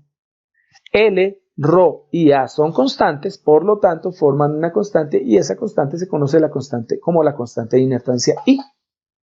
Y ahí aparece la inertancia. ¿Ven? Bueno, y aquí aparece un primer diseño. Y bueno, yo siempre los obligo a leer, pero en este caso no los voy a obligar a leer. Figure, next figure, shows a liquid level system where liquid, perdón un minuto, 5 segundos, se me acaba de desconectar el computador y tengo un problemita que la batería está fallando. Ya, ahora sí. Sigo leyendo. Entonces, next feature shows a liquid level system where liquid enters a tank at the rate of Q sub I and leaves at the rate of Q sub O through an orifice. Derive the mathematical model for the system showing the relationship between the height h of the liquid and the input flow rate Q sub I. ¿Ok? Totalmente claro. La siguiente figura, bueno, ahí no dice siguiente en ningún lado, pero se puede traducir así. La siguiente figura muestra un sistema de nivel de líquidos, donde el líquido entra a un tanque a una tasa denominada Q sub I, una tasa Q sub I, y deja el tanque a una tasa Q sub O a través de un orificio. Por lo tanto, nos están diciendo que el sistema es como tal, ¿cierto? O depende directamente de presión hidrostática. No hay nada que lo acelere, no hay absolutamente ninguna inertancia. Por lo tanto, debemos considerar solamente que tenemos un tanque, por lo tanto capacidad, y seguramente tendremos que buscar la resistencia de este sistema. Encuentre el modelo matemático para el sistema mostrando la relación existente entre la altura del tanque, es decir, el nivel del líquido H, ¿cierto? Con respecto a la entrada Q sub I, con respecto a la tasa de entrada Q sub I, o sea, al flujo de entrada. Entonces, observen bien esta gráfica, porque esta gráfica pues ya nos dice absolutamente todo, ¿no? Entonces, venimos acá. A ver, ¿por qué no escapó? Vamos a tomar este directamente por acá. Y lo llevamos a nuestro tablero. No miren esto, que no es de ustedes. Ok. Este es nuestro sistemita, ¿no? Tenemos esos elementos y nos dicen simplemente encuentre directamente la relación. Ojo, porque como me están diciendo la relación es una función de transferencia. Nos dicen que para este sistema, a ver, ¿qué pasó? Que ahora no me escogió el lapicito. Ahora se escogió el lapicito. Nos dice que encuentren la relación Q sub I con respecto, perdón, está al revés, es H con respecto a Q sub I, ¿no? Entonces vamos a tener que encontrar la relación H versus Q sub I. ¿Cuál es esa relación? Entonces nos están encontrando, nos están pidiendo directamente una función de transferencia, ¿ok? Bueno, tengo un tanque, por lo tanto es obligatorio utilizar las ecuaciones de los tanques, ¿ok? Hay una ecuación que es característica que nosotros la vimos por ahí arriba y es la siguiente, nos dice lo siguiente. Q sub 1, pero Q sub 1 es el Q de entrada, por lo tanto podemos utilizar este Q sub I, ¿cierto? Q sub I, menos el flujo de salida, que en este caso sería Q sub 0, termina siendo igual a nuestra función, la hemos visto, ¿no? Es el delta de volumen, ¿no? Delta de volumen con respecto al tiempo. ¿Listo? Y pues esto termina siendo igual a ¿qué? Termina siendo igual a nuestra relación a ver, ay, carambas, A por el diferencial de H con respecto a dt. Eso era lo que teníamos ahorita, ¿ok? Bien, aparece una resistencia, esto es importante verlo aquí también, y entonces por lo tanto debería aparecer una ecuación también para la resistencia. Esta ecuación es la ecuación del tanque, ¿no? La ecuación de la resistencia era sencilla porque nos decía simplemente P sub 1 menos P sub 2 termina siendo igual a R por Q. ¿Listo? R por Q, ¿ok? Pero aquí hay algo bien interesante. Lo primero es definir quién es P sub 1 menos P sub 2, pero P sub 1 menos P sub 2 no están escritos aquí en la gráfica, pero pues nosotros sabemos que eso es P, ¿no? Entonces P, que es la presión hidrostática, termina siendo igual a R por Q. Bueno, aquí hay una pregunta del millón, ¿cuál Q? No puede ser el Q de entrada, porque el Q de entrada va por esta tubería de arriba. Tiene que ser el Q de salida, ¿no? La resistencia se genera cuando el flujo pasa de un lugar más ancho, que sería el tanque, a un lugar más angosto. Y aquí se está presentando el flujo, y el flujo es Q sub 0. Por lo tanto, para que tengan en cuenta que la ecuación de resistencia en este tanque debería ser Q sub 0, ¿no? Y esto termina siendo igual a ¿qué? Termina siendo igual a ρ por G por H. ¿Listo? ρ por G por H. Esa es la presión. Bueno, ya tenemos los dos elementos, entonces yo creo que ya podemos empezar a ensamblar algo acá. Y es lo siguiente, bueno, vamos a tomar las ecuaciones en orden. Entonces, esta primera ecuación que tenemos acá nos dice que Q sub I menos Q sub 0 termina siendo igual a A por dH de T. dH de T. Y esta ecuación nos termina diciendo que R por Q sub 0 termina siendo igual a ρ por G por H. ¿Listo? Por lo tanto, aquí podemos despejar algo interesante de lo siguiente. Podemos despejar Q sub 0. Entonces, ¿qué tenemos aquí? En el primer caso... ingeniero, ¿sí? ¿no sería arriba ρ por A por dH por dt? No creo, porque si esto es el volumen, esto debería ser el volumen. Área multiplicada, área del tanque, multiplicada directamente por la altura del tanque, bueno, por el diferencial de altura, debería darnos el volumen. O sea, están diciendo, espérame 5 porque creo que ya le entendí. Ya le entendí. 5 segundos. El tanque. Ajá. Sí, chicos, lo que pasa es que aquí hay un error. El error, estas ecuaciones son copiadas directamente del libro. Ya me di cuenta del error. Q1 menos Q2 va a ser igual al diferencial de volumen. El volumen aquí es igual. El volumen visto desde el punto de vista geométrico va a ser igual al área de la figura, que sería en este caso el fondo del tanque, multiplicado por la altura. Y aquí nos aparece un ρ que no debería aparecer de ningún lado. Entonces, este ρ que está acá está mal. ¿Ok? Entonces vamos a ponerle algún cuadrito, alguna cosa aquí para eliminar. Pero esto sí es un error del libro. Vamos a ver dónde podemos insertar un cuadrito. Oh, no, ya sé qué voy a hacer. Vamos a corregir, pero esto que está acá está mal. Sí, o sea, este error no existe. No tiene sentido. El diferencial de volumen con respecto al tiempo debería ser igual. El volumen es área por altura, por lo tanto debería ser el área, que es constante, sale de la derivada, y la altura, que no es constante, esa sí cambia, entonces debería ser dH de T, ¿ok? Entonces, aquí hay un ρ que sobre ese ρ no está. Lo vamos a corregir. Bueno, menos mal que quedó ahí en el video y también lo corregimos para sus compañeros, ¿ok? Bien, pero sí, muy buen apunte, pero no, la ecuación es esta, es la que tenemos acá. Q sub I menos Q sub 0 es igual a por dH de T, ¿no? Bueno, ¿qué tenemos de la segunda ecuación? Que era lo que íbamos... ya, despejar Q sub 0. ¿Por qué vamos a despejar Q sub 0? Despejando Q sub 0 de la ecuación de resistencia, ¿sí? O sea, la despejamos, la podemos reemplazar en el Q sub 0 de la ecuación del tanque, la ecuación de capacitancia que está arriba. Entonces, despejemos esta. Esta ecuación despejada nos daría lo siguiente, que Q sub 0, que Q sub 0 termina siendo igual a ρ por G sobre R por H. ¿Por qué lo quise dejar de esa manera? Porque si observamos, en la parte superior tenemos a dH de T y en la parte inferior tenemos a H. Entonces la idea es para empezar a construir nuestra ecuación diferencial, ¿no? ρ es constante, G es constante, R es constante, por lo tanto todo eso forma una constante. Entonces tomamos este Q sub 0 y lo vamos a reemplazar en la ecuación de arriba. Entonces para la ecuación de arriba, que sería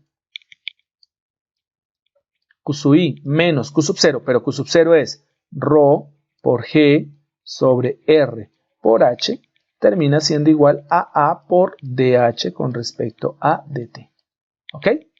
Este H nos lo llevamos para el otro lado. Como Q sub I también es una función de entrada, es la entrada Q sub I, tendríamos el primer término y H lo tendríamos en forma de ecuación diferencial. Entonces, arreglando la ecuación nos quedaría de la siguiente forma.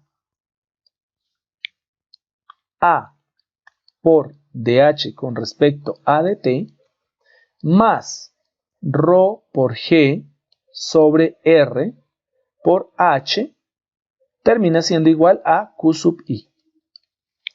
Y esa sería la ecuación diferencial de este sistema. Entonces miren que utilizamos dos ecuaciones. La ecuación de capacitancia y utilizamos la ecuación de resistencia. Y la resistencia en algunos casos, en algunos ejercicios, no aparece. Esa R que yo encerré en el circulito, a veces no aparece. Pero les dicen a ustedes, ojo, asimile o asuma, más bien no asimile, asuma que existen resistencias entre tanques y tuberías. ¿Ok? Entonces a veces esa R no aparece, pero en este caso, pues, en este caso el ejercicio sí aparece. Bueno, es una ecuación diferencial de primer orden, ¿no? Y técnicamente ya tenemos a H en una parte de la ecuación, a la izquierda de la ecuación tenemos una ecuación de primer orden, Y en la parte derecha tenemos a Q sub I, tenemos H, tenemos Q sub I, entonces ya podemos encontrar la función de transferencia, ¿no? Entonces aquí pues asumimos, ¿dónde está el rojito? Aquí vamos a asumir que las condiciones iniciales son iguales a 0. En ninguna parte nos dicen que hay una velocidad inicial o que existe un flujo derivativo o que h tiene una función diferente. Nada, no nos aparece nada. Por lo tanto, sí podemos asumir que las condiciones iniciales son iguales a 0. Por lo tanto, aplicamos el criterio de la transformada de Laplace. Entonces, aplicando la transformada de Laplace al sistema, pues vamos a obtener lo siguiente. Aquí vamos a hacer la aplicación directa, ¿no? Entonces tendríamos que el área es constante, por lo tanto saldría A.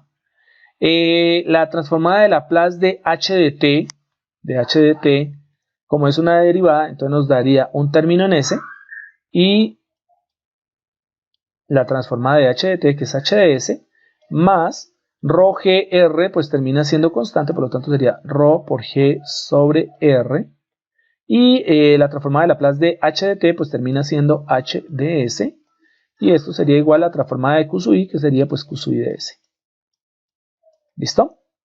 Factor común h de s, por lo tanto tendríamos h de s, factor de as, ahí está el término que decíamos nosotros que es un término de una ecuación de primer orden, más rho por g sobre r, cierro paréntesis, y esto sería igual a q sub i de s. Por lo tanto, y vamos a ponerlo aquí en rojito, h de s sobre q sub i de s termina siendo igual a 1 sobre, vale, si me fuese sobre, 1 sobre, ay, mejor dicho, me ganó, 1 sobre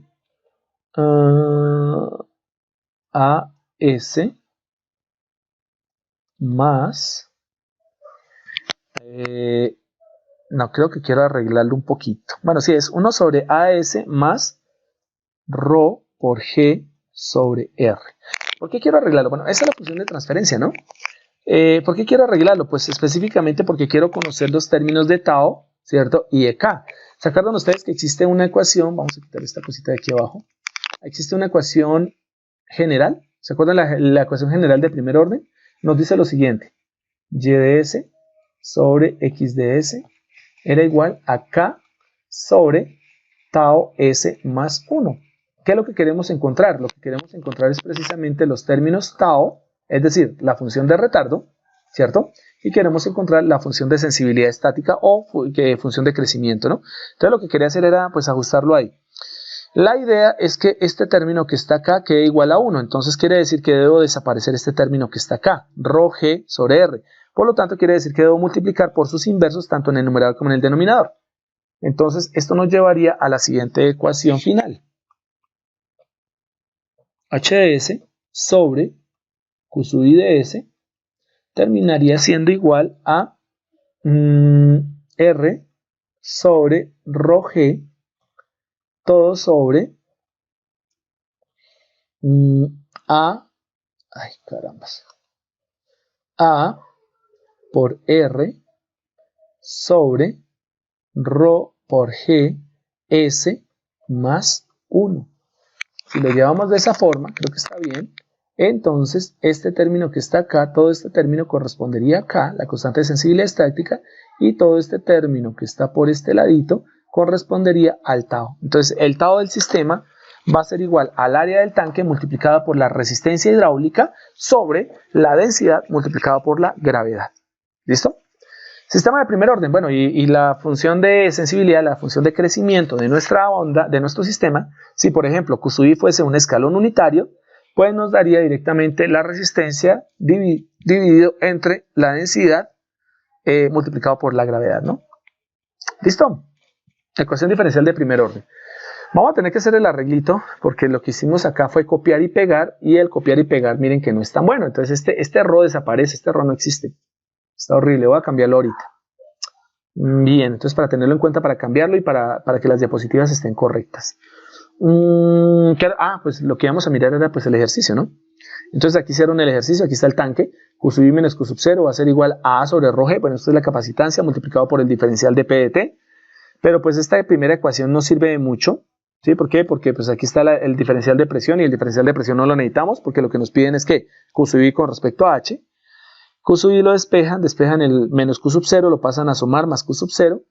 Y bueno, todo esto que está aquí, que es A sobre rho G por dP dt, es la misma cosa que A por dH dt, que era lo que hemos visto ahorita. O sea, esto es una redundancia ahí que no tiene sentido. Pero está copiado directamente del libro, entonces, ni modo. Q sub I, bueno, como P sub 1 menos P sub 2 es igual a R por Q sub 0, que fue lo que hicimos ahorita, entonces Q sub 0 es igual a P1 menos P2, que es P, sobre R, por lo tanto nos daría H rho G sobre R, miren, rho G sobre R por H, acá está Q sub 0. Lo reemplazamos directamente en la ecuación de capacitancia, por lo tanto Q sub I va a ser igual a por dH dt más rho G sobre R por H, y ahí tendríamos la ecuación diferencial que acabamos de hallar ahorita. Aplicando la transformada de Laplace con condiciones iniciales iguales a 0, Q sub I de S es igual a AS H de S más rho G sobre R H de S, que ya lo habíamos encontrado, y pues bueno, obtuvimos la función de transferencia. Aquí no está terminada completamente, pero pues ya nosotros la encontramos acá, ¿no? Aquí está definida. H de S sobre Q sub I de S es rho sobre rho G sobre A por R sobre rho G por S más 1, ¿ok? Si graficamos eso, le damos valores a R, rho, G, bueno, G ya sabemos que es 9.8 metros sobre segundo al cuadrado, y le damos el área del tanque, pues directamente sería simplemente graficar esto, por ejemplo, a una Q sub I, a una función de entrada, por ejemplo, escalón, y obtendríamos directamente una respuesta de primer orden, una respuesta sobreamortiguada. Y eso es lo que esperamos de un tanque, ¿no? En un tanque no podemos esperar que cuando abramos la llave de entrada, ¿cierto?, el tanque se llene de inmediato, sino que nosotros vamos viendo que el tanque se va llenando gradualmente hasta que llegamos a una altura definida que será nuestra altura de referencia o nuestra altura máxima de tanque. Correcto. Y eso pues obviamente se expresaría como una función de retardo, con una función de retardo. Bien. Vamos acá, está la función de transferencia. Ahora, ¿qué pasó con esta cosa?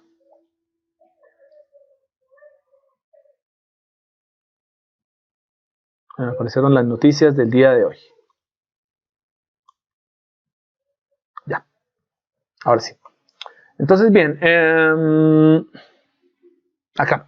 Este ejercicio es bien interesante, ¿no? Lo leo.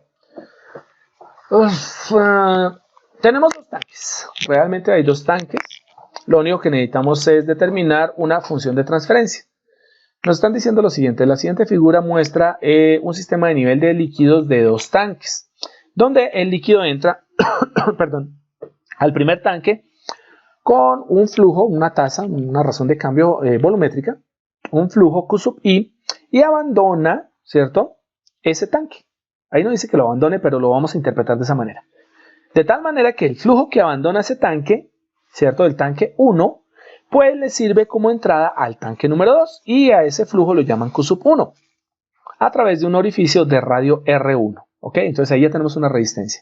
Ojo porque ahí uno cuando traduce el archivo o cuando traduce el enunciado, ahí habría también un error, ¿no? Dice a través de un orificio de radio R1. Si R1 es el radio, entonces deberíamos calcular por defecto, ¿cierto?, cuál sería la resistencia. Entonces aquí está mal interpretada o mal escrita como tal en inglés, lo que sería a través de un orificio de radio, bueno, el radio no nos importa, que nos genera una resistencia R sub 1. ¿Cómo determinamos que no era R1 el radio y R2 el radio del tanque 2, sino que son las resistencias hidráulicas R1 y R2? Mirando la gráfica. ¿Listo? Porque la gráfica es totalmente lineal y está especificando los puntos en donde cambia de un lugar de mayor ancho, que serían los tanques, a uno de menor ancho, que serían las tuberías. La tubería que conecta el tanque 1, 2 y la tubería de salida. ¿Ok? Entonces, bien, en este caso nos dicen el agua, aparte de eso nos dicen que es agua, el agua entonces deja el segundo tanque a una tasa Q sub 0 a través del orificio de resistencia R2, debería decir ahí. Encuentre el modelo matemático del sistema. Bueno, no nos dicen qué modelo matemático, pero bueno, no nos dicen ningún tipo de función de transferencia. Por lo tanto, aquí vamos a ver qué obtenemos con esto. No sabemos qué obtengamos con esto.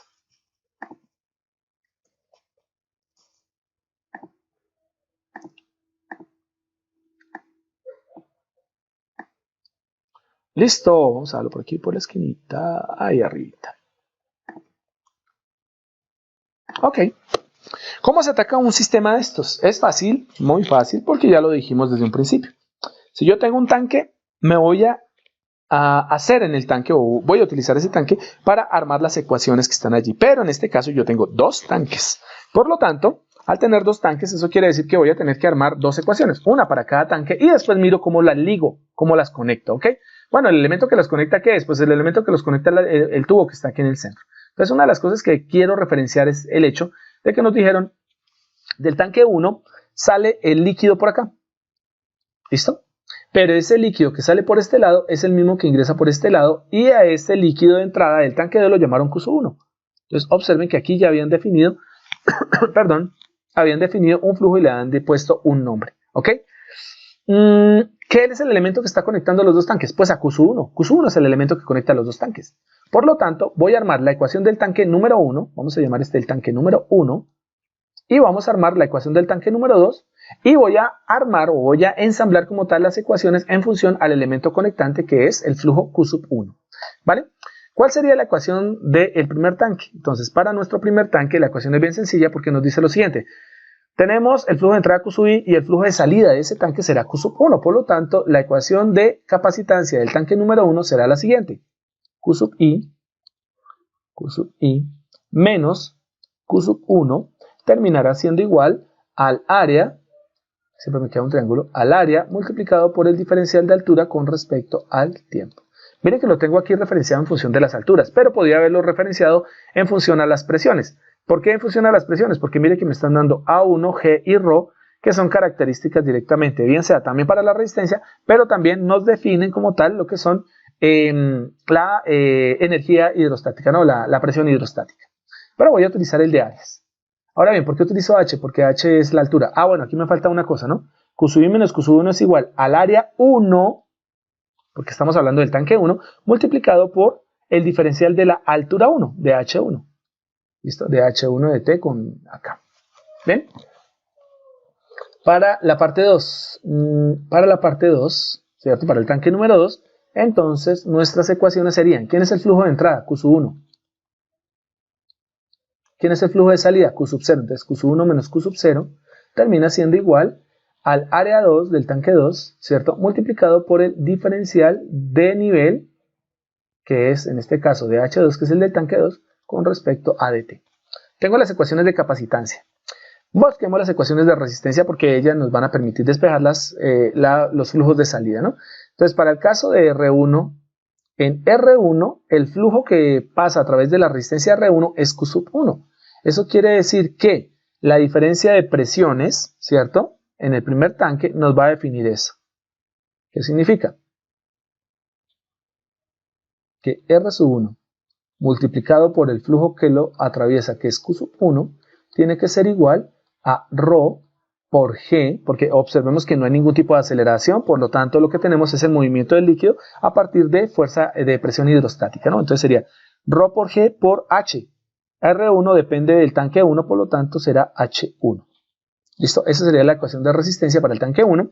Y la ecuación de resistencia para el tanque 2 pues sería R2 multiplicado por el flujo de salida en R2, que será Q0, por Q0, termina siendo igual a ρ por G, que son la misma porque la gravedad es exactamente igual y la densidad es la misma porque el líquido es exactamente el mismo entre los dos tanques, multiplicado por la altura del tanque 2, H2. ¿Qué logramos en la primera ecuación? En la primera ecuación lograríamos obtener una ecuación diferencial. En la segunda también obtendríamos una ecuación diferencial. Entonces, despejando de acá, aquí vamos a despejar Q1, aquí tendríamos que Q1 sería igual a ρ por G sobre R1 por H1, y eso llevaría directamente a la primera ecuación, que nos diría que A1 por dH1 con respecto a dt más ρ por G sobre R1 por H1 termina siendo igual a Q1. ¿Listo? Y aquí, este otro, pues ¿qué hacemos? Aquí despejamos Q0. Q0 termina siendo igual a ρ por G sobre R2 por H2, ¿no? Y esto nos lleva a la segunda ecuación diferencial, que sería A sub 2 por la derivada de H2 con respecto a dt. Despejamos Q sub 0, nos quedaría positivo, entonces esto nos daría más ρ por G sobre R2 por H2, termina siendo igual a Q sub 1. ¿Listo? Termina siendo igual a Q sub 1. Bueno, aquí hay dos ecuaciones diferenciales. No las podría unir a menos que despejásemos Q sub 1. O sea, en la primera ecuación podríamos no haber despejado Q sub 1, sino haberlo dejado en función de Q sub 0. Como ya tenemos a Q sub 1 acá, no se puede hacer nada. ¿Por qué no se puede hacer nada? ¿Qué era lo que quería hacer? Ojo a esto. En la primera ecuación lo que hicimos fue despejar aquí a Q sub 1, ¿no? O sea, queríamos despejar este Q sub 1 que está acá. ¿Ok? Perfectamente yo podría haber traído este Q sub 1 que está acá, mírenlo, haber trabajado con la segunda ecuación, haber traído ese Q sub 1 y haberlo despejado antes en la ecuación de resistencia. Pero ¿qué hubiese pasado si nosotros hubiésemos metido a Q sub 1 directamente aquí en la ecuación de la resistencia 1? Que al despejar toda la ecuación, como Q sub 1 la tendríamos que despejar, entonces Q sub 1 nos hubiese quedado en función de la derivada de H2 y me hubiese quedado en función de H2. O sea que me hubiese quedado al final, me hubiese quedado una ecuación rara porque hubiese tenido una ecuación diferencial pero con dos derivadas. Una derivada en H1 y otra derivada en H2. Por lo tanto, no tendría sentido en ese momento hacer ese reemplazo, ¿no? Entonces, eso quiere decir que este sistema pues va a tener ¿qué? Va a tener dos ecuaciones diferenciales. Es un sistema de dos ecuaciones diferenciales. Una la aporta cada tanque. Y lo que tendríamos que hacer es aplicar la transformada de Laplace. La única forma de que podamos mezclar esas dos ecuaciones es que nosotros hallemos las transformadas de Laplace. Una vez que tengamos las transformadas de Laplace, podemos hacer el reemplazo algebraico y con el reemplazo algebraico sí podríamos encontrar algún tipo de relación.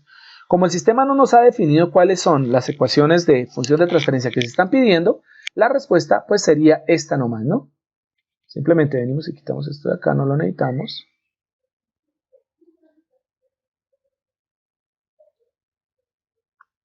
Tenemos esta cosa.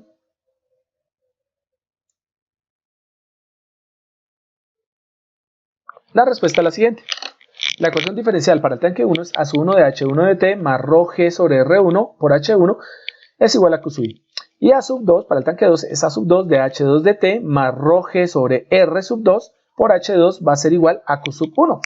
Por lo tanto, esa sería la solución hasta el punto de vista, hasta el término de dejarlos como ecuaciones diferenciales. ¿Ok?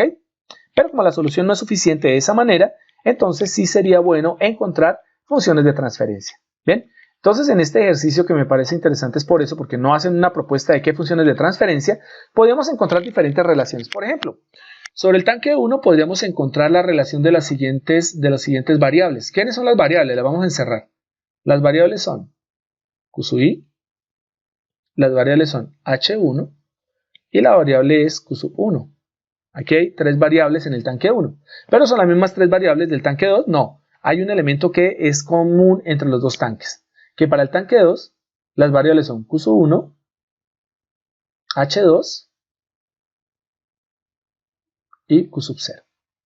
Hay una variable que interconecta las dos ecuaciones y esa variable es la que tenemos que utilizar para encontrar las funciones de transferencia. Como hay dos tanques con dos variables, es un sistema MIMO. ¿Bien?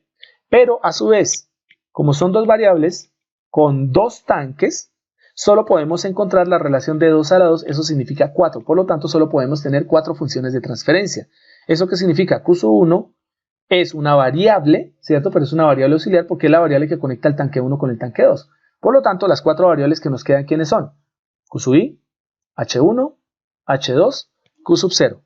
Posibilidad de tener entonces funciones de transferencia. Entonces, primera función de transferencia, H1.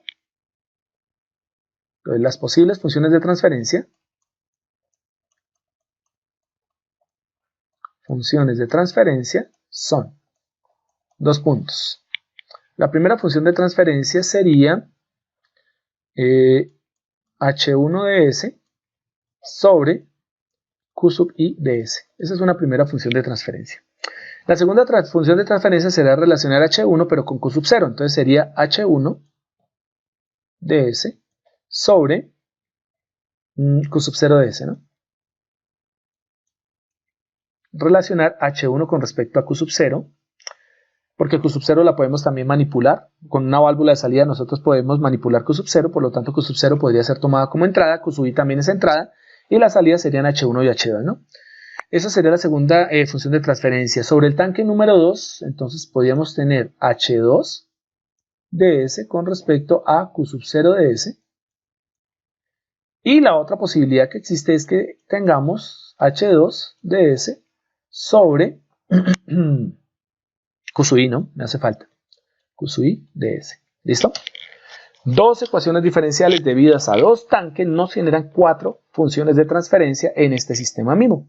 Y por lo tanto, las funciones de transferencia podrían encontrarse en H1 Q sub I, H1 Q sub 0, H2 Q sub 0 o H2 Q sub I.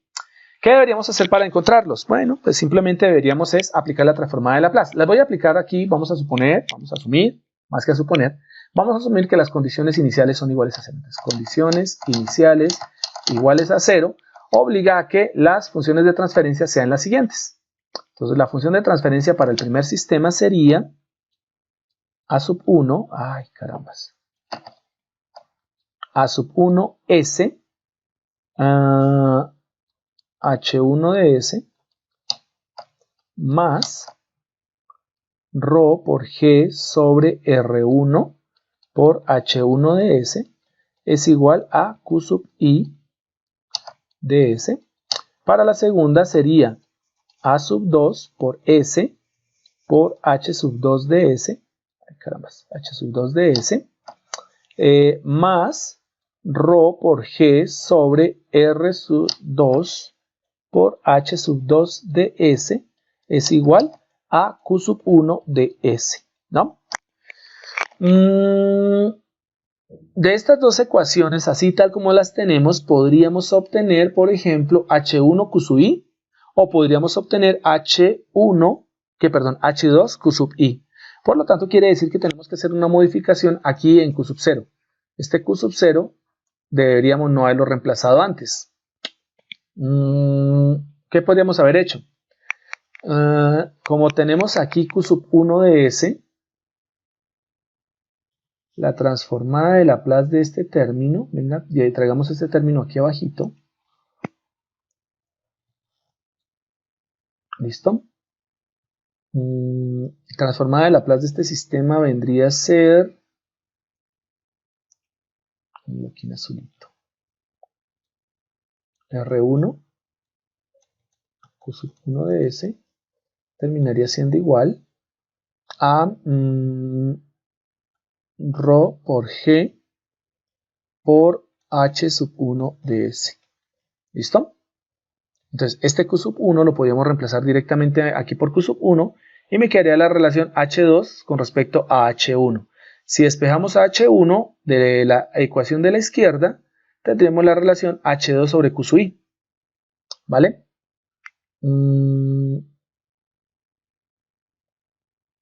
Aquí despejaríamos a Q sub 1 de S. Q sub 1 de S. ¿Cómo hacemos que? Pues para que aparezca Q sub 0 está aquí arriba. Nos hace falta una cosa. Obvio. La otra forma también es que nosotros saquemos la transformada de Laplace de Q sub 0.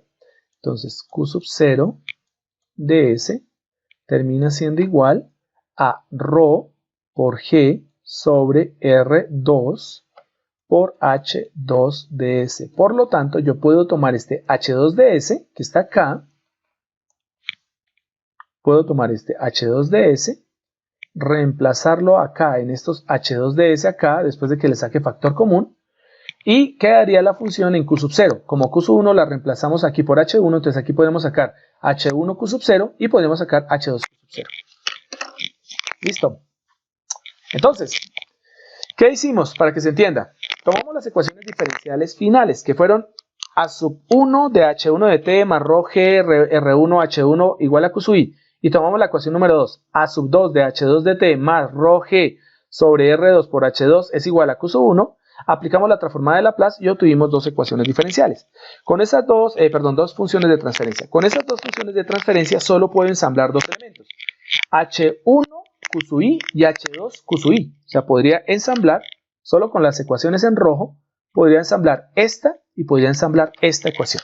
¿Ven? Pero nos haría falta la relación o las funciones de transferencia con respecto a Q sub 0. Para poder obtener a Q sub 0 debemos tomar las ecuaciones de resistencia, aplicarle la transformada de Laplace y como ya están en forma de ecuación algebraica, reemplazarlos directamente sobre las ecuaciones rojas. Al reemplazar la transformada de Laplace de R1 Q sub 1 igual a ρg H1 y de R2 Q sub 0 igual a ρg H2, podemos obtener directamente las otras dos funciones de transferencia, que sería H1 con respecto a Q sub 0 y H2 con respecto a Q sub 0. ¿Ok? Y de esa manera obtendríamos las cuatro funciones de transferencia. Bueno, jue madre, son las 11:57. Creo que quedó el jue madre en el video, pero bueno, ni modo. Ya que sería dejar como tarea para que ustedes terminen, porque ya aquí por tiempo no alcanzamos. Y lo otro que viene acá son los modelos neumáticos y ahí vamos a necesitar un poquito más de tiempo porque tenemos que explicar ciertas condiciones de los modelos neumáticos. Recordemos que los modelos neumáticos, pues que son modelos de gas, pero el gas que vamos a utilizar es aire. Si cambia el gas, pues obviamente cambiaremos la densidad de ese gas y sería el único cambio que tendremos que hacer. Pero recordemos que en este caso hay una susceptibilidad. Los modelos neumáticos, el aire, el gas, son susceptibles directamente a la temperatura. Por lo tanto, hay unas condiciones de temperatura que tenemos que asumir acá para poder encontrar los modelos neumáticos. Y en ese necesitamos un poquito más de tiempo, ¿ok? No sé, pero lo podríamos dejar de tarea o si no, yo termino de hacer esta parte de encontrar las cuatro funciones de transferencia. H1 Q sub i, H1 Q sub 0, H2 Q sub i, H2 Q sub 0. Aunque me gustaría que ustedes lo trabajaran en función de lo que tenemos acá. ¿Listo? Tenemos esto que está acá, estas ecuaciones base, las dos ecuaciones rojas. Vamos a utilizar las dos ecuaciones azules al final para poder encontrar las cuatro funciones de transferencia. ¿Ok? Sería bueno que lo hicieran. Es bastante sencillo, es bastante simple porque es simplemente álgebra. Es álgebra común y corriente. Despejar y reemplazar y sacar factores comunes y se acaba el asunto. Muy sencillo. ¿Ok? Bueno, vamos a detener por el momento aquí la grabación.